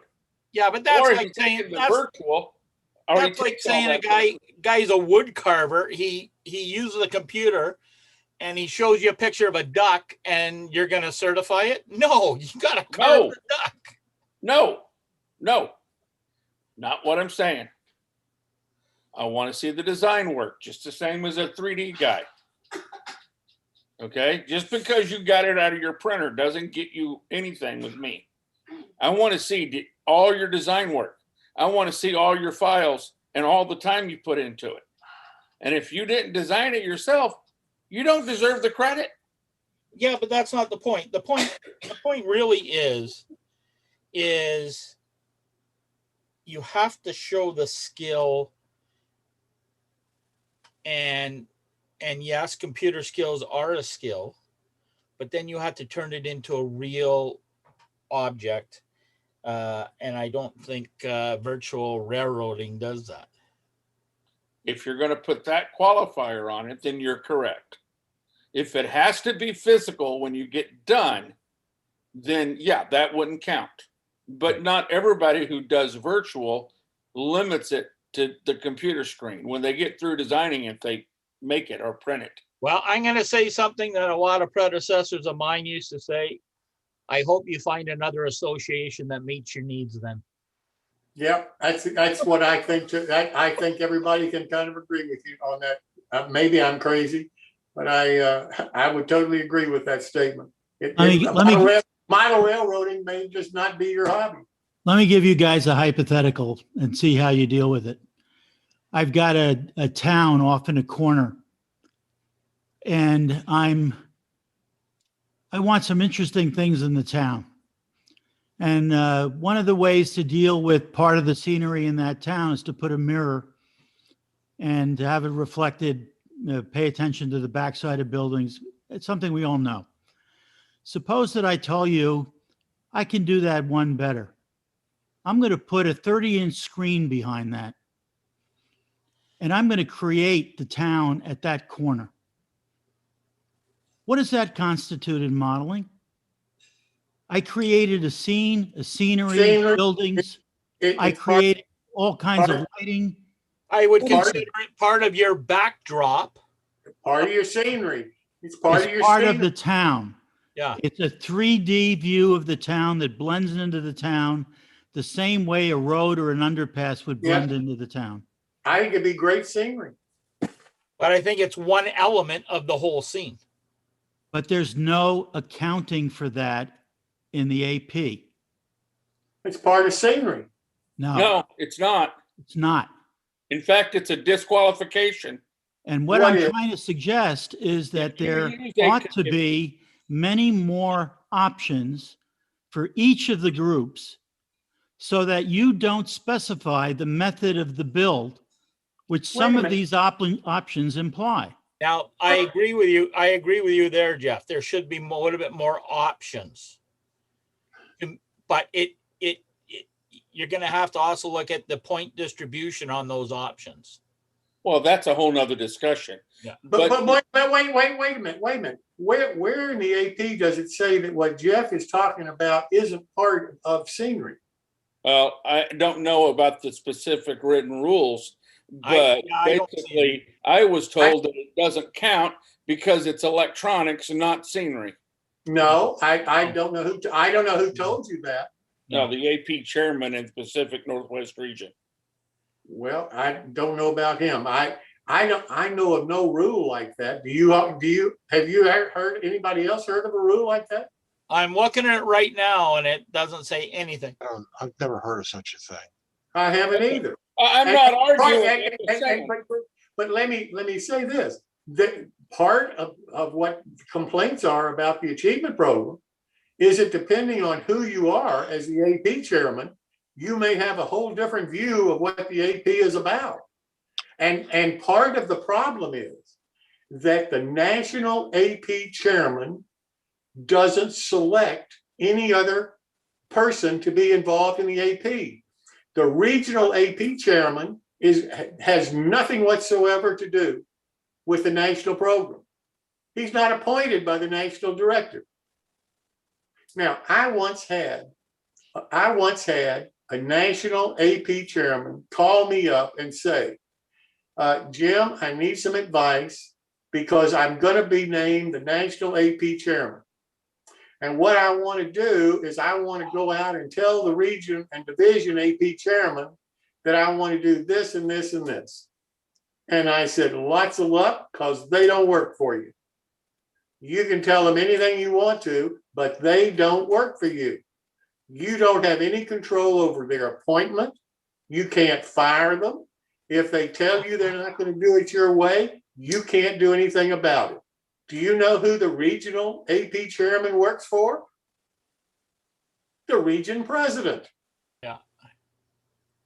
That's not what our region states, however. It may not be what your region states, but that is the federal national program. The regional AP chairman in MER works for the MER president. The president appoints him, selects him and appoints him. The national AP chairman has nothing to do with it.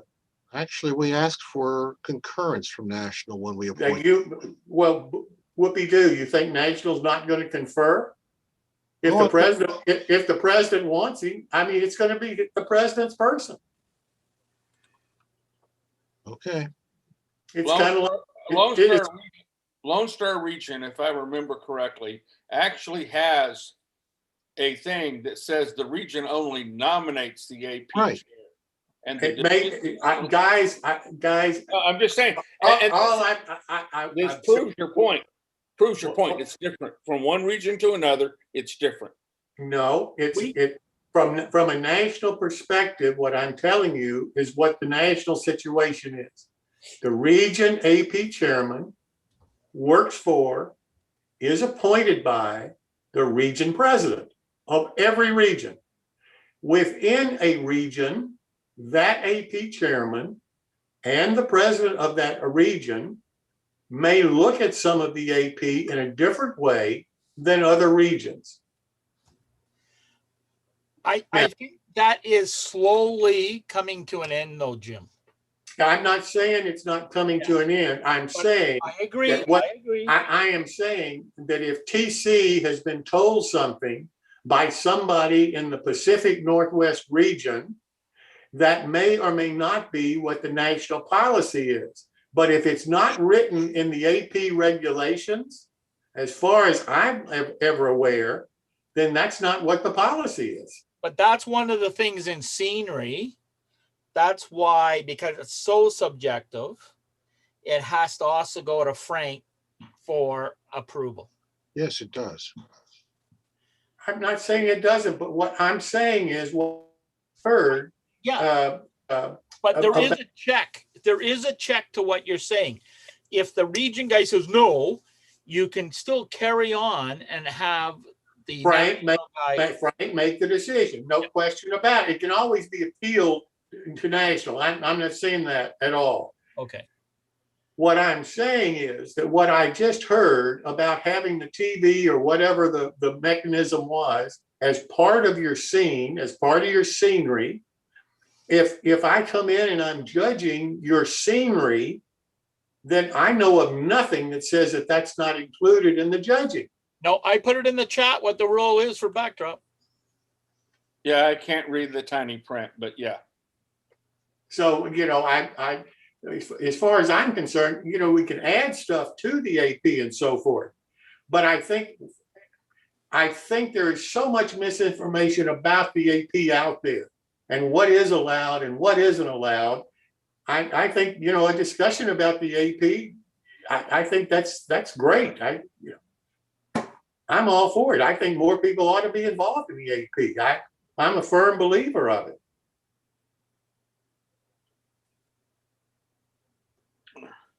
Well, but I'm not willing to write off that the achievement program won't allow a lot of the things that we're talking about here tonight within various categories as they exist today. Well, there is one thing that was discussed that I've checked on and asked the question repeatedly the last 3 years, and I've gotten different answers.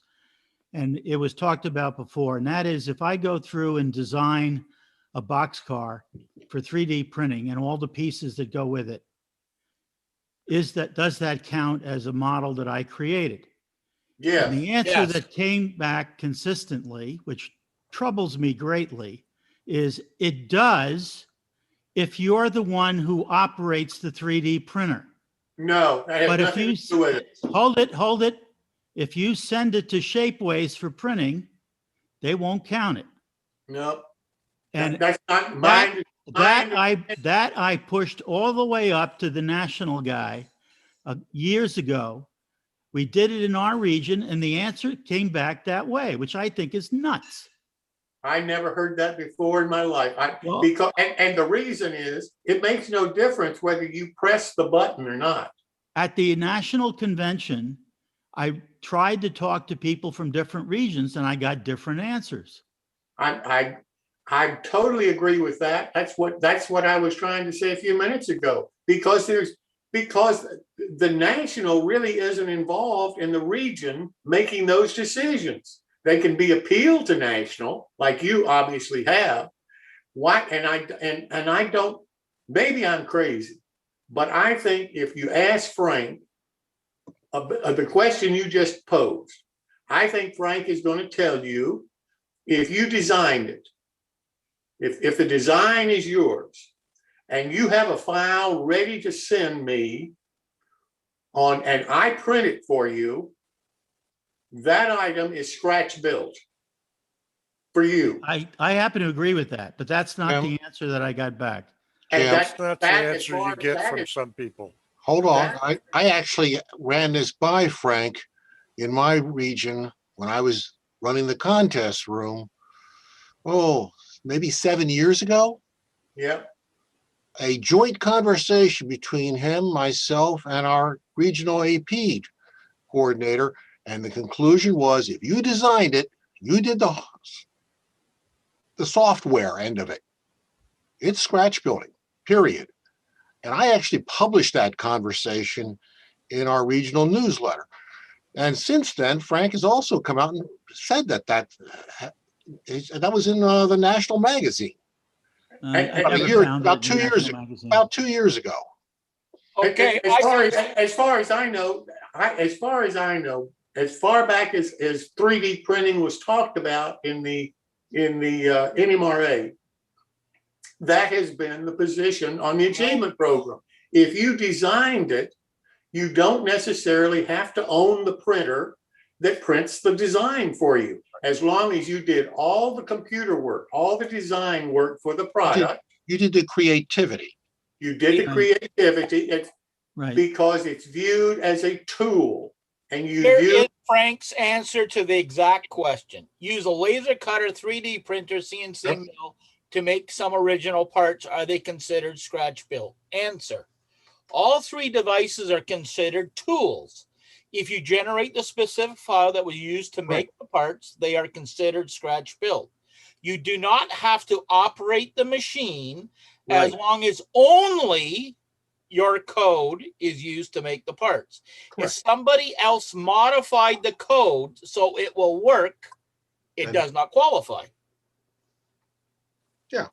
And therefore, whether it's Shapeways, whether it's me, whether it's Clark, it makes no difference who prints it for you, as long as you send the file and all they do is print it. Actually, it does. Because if Why? Shapeways takes it and modifies it for a different material. Oh, well, that's different. If they Well, modify, except that the original creativity was exactly the same. if What it's they did was reformatted it for a machine. well, then that's not modifying it. No, that is modifying.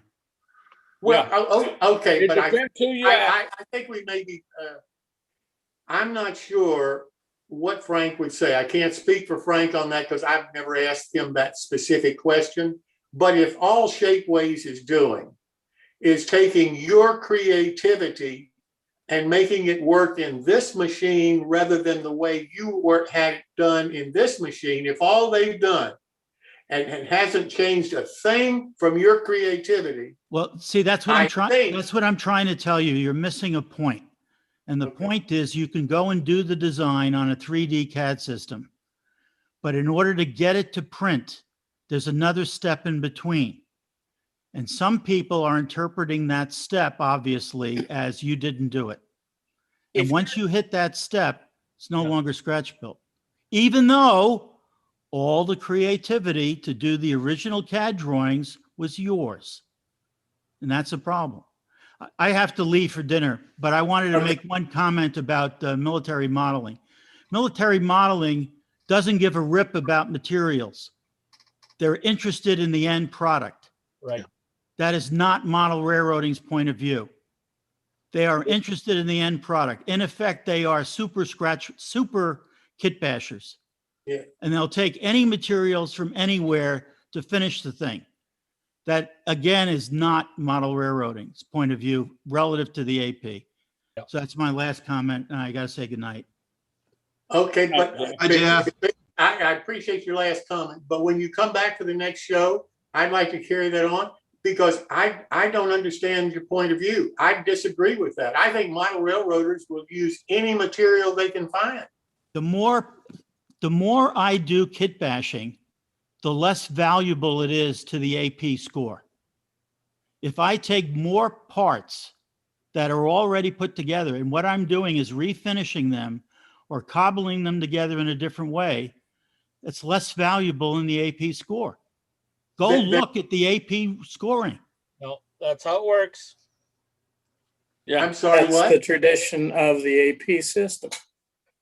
What is? That's the thing, Jim. The idea of being more scratch built than kit bash. Okay. Well, And wait a minute, guys. Scratch built, I understand.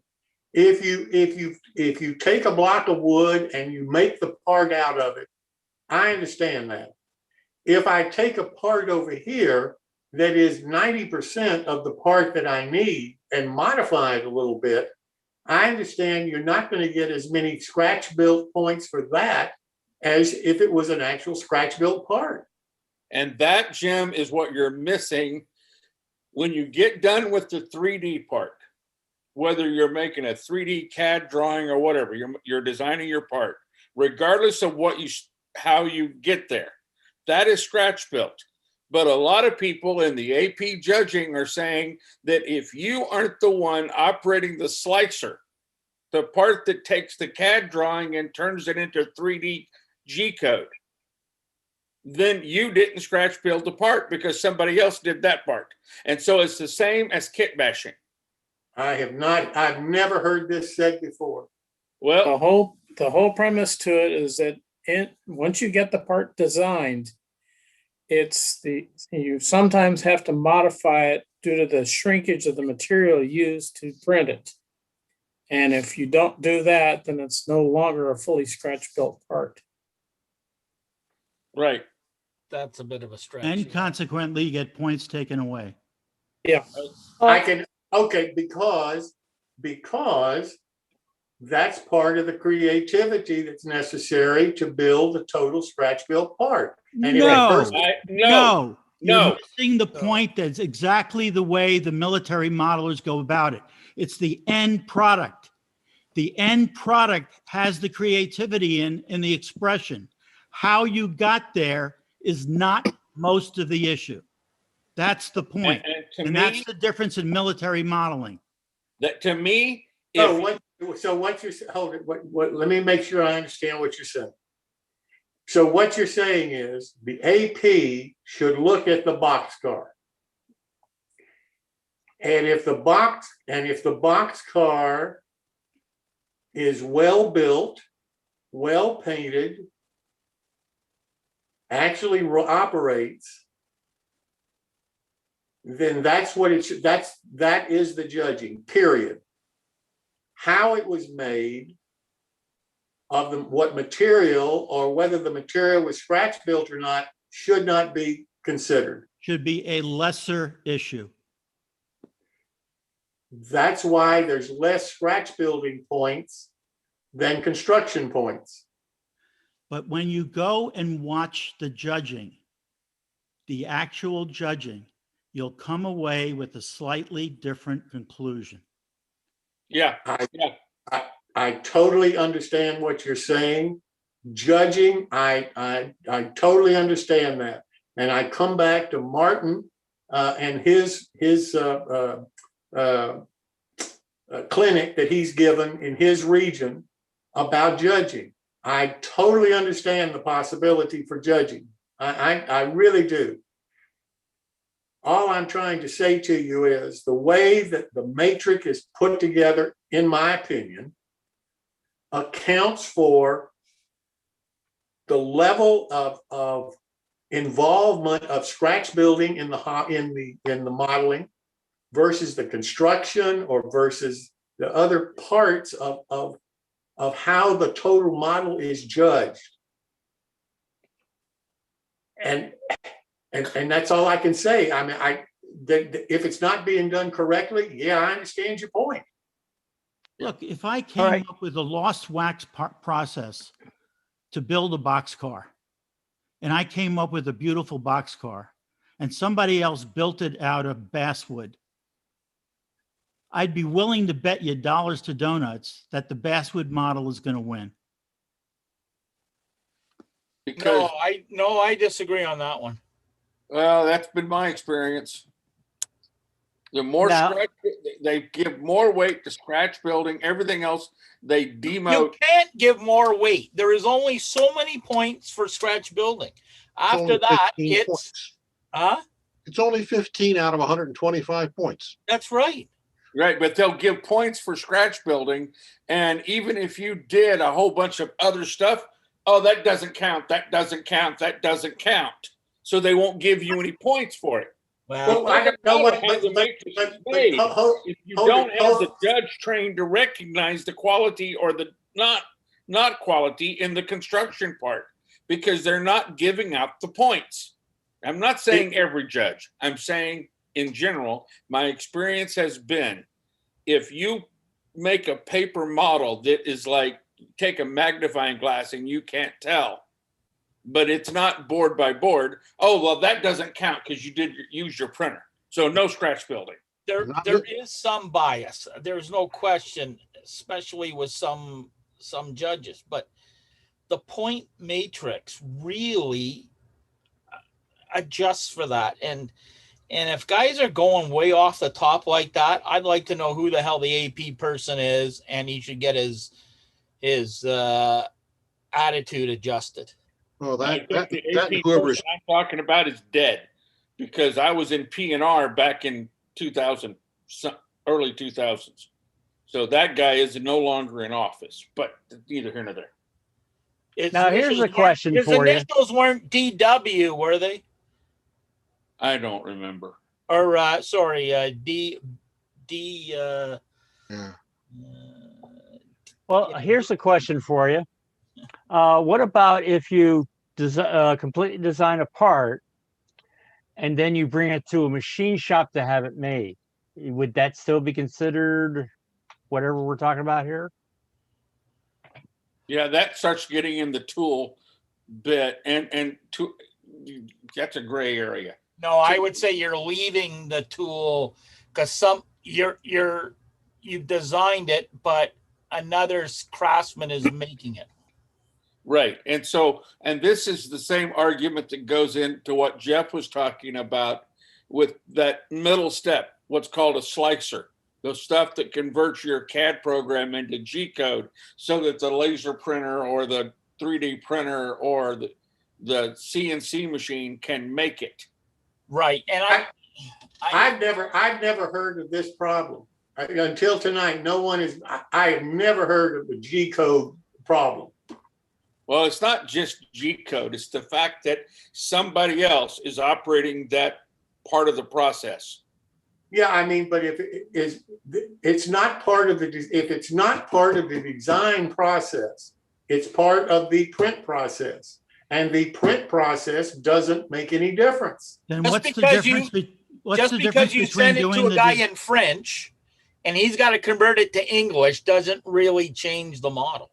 That's what I'm saying, and you know, I don't know what G code is. You know, I'm just not. It's computer instructions for a manufacturing process connected to a computer, and let's leave it at that. To get any more involved, that is not the creative part of anything, then, because that is simply pressing that you take your design program that you created, and you press a button, and it converts it from French to English. And now the English program can print it out, and it prints it out.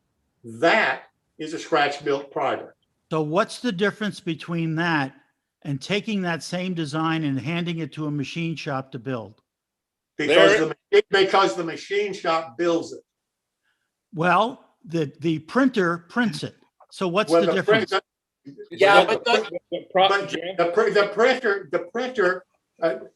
The final part was created by the machinist, not by the person that drew it. The machinist is taking your diagram and implementing it. And he uses his skill to produce it. And you have those skills embedded in the printer printing the part. What's the difference? Non-human. That makes no sense. It's a machine. It's a machine. Makes no sense. No, there's more. It makes all the sense in the world. Because look, if I design a log, log with striations on it, and I give it to a printer to print versus a machine shop, who cares? Well, if you want the machine shop to produce a part for you, then that's not scratch built. But they're producing it to my specification. Well, then the machine is the one that is scratch building your part, because there's no room for you. You're not the machine. You're missing the point. I'm taking exactly the same diagram, exactly the same information, and one I'm giving it to a printer, and the other one I'm giving it to a machine shop. What's the difference?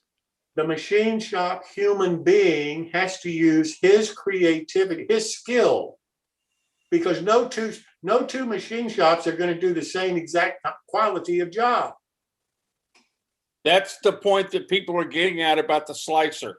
It's not just a translator. Like, let's say the printer will only print stuff that is 0.9 millimeters wide, but your drawing, after it's scaled, comes to 0.8. They have to modify the part or it won't print. And therein lies the argument that no, that other person did the final work, so it doesn't count.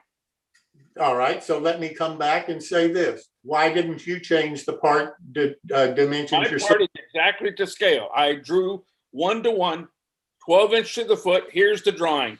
It won't print. I don't know that. I don't know the printer. Well, the Shapeways will call you up and say, we can't print your part. Now, what are you going to do? At that point, I have a decision to make, but Shapeways doesn't always call you. No, wait a minute, TC. Don't change the subject on me. You do the design. You send it to me, and you send it to me. And I call you up and say, TC, your design won't be print. I can't print it because of this and this and this. Now you have two options. You can say, well, Jim, fix it so that you can print it. At that point, it is no longer your design because I'm making it mine. The other option you have is, Jim, send it back to me. I'll make all the corrections on it and I will send you a new thing to print. The new thing, hold it, TC, the new thing you send me that I print, that is your scratch built item. If you don't change it yourself and you say, Jim, make the changes for me, then I am the one that is partially designing your product.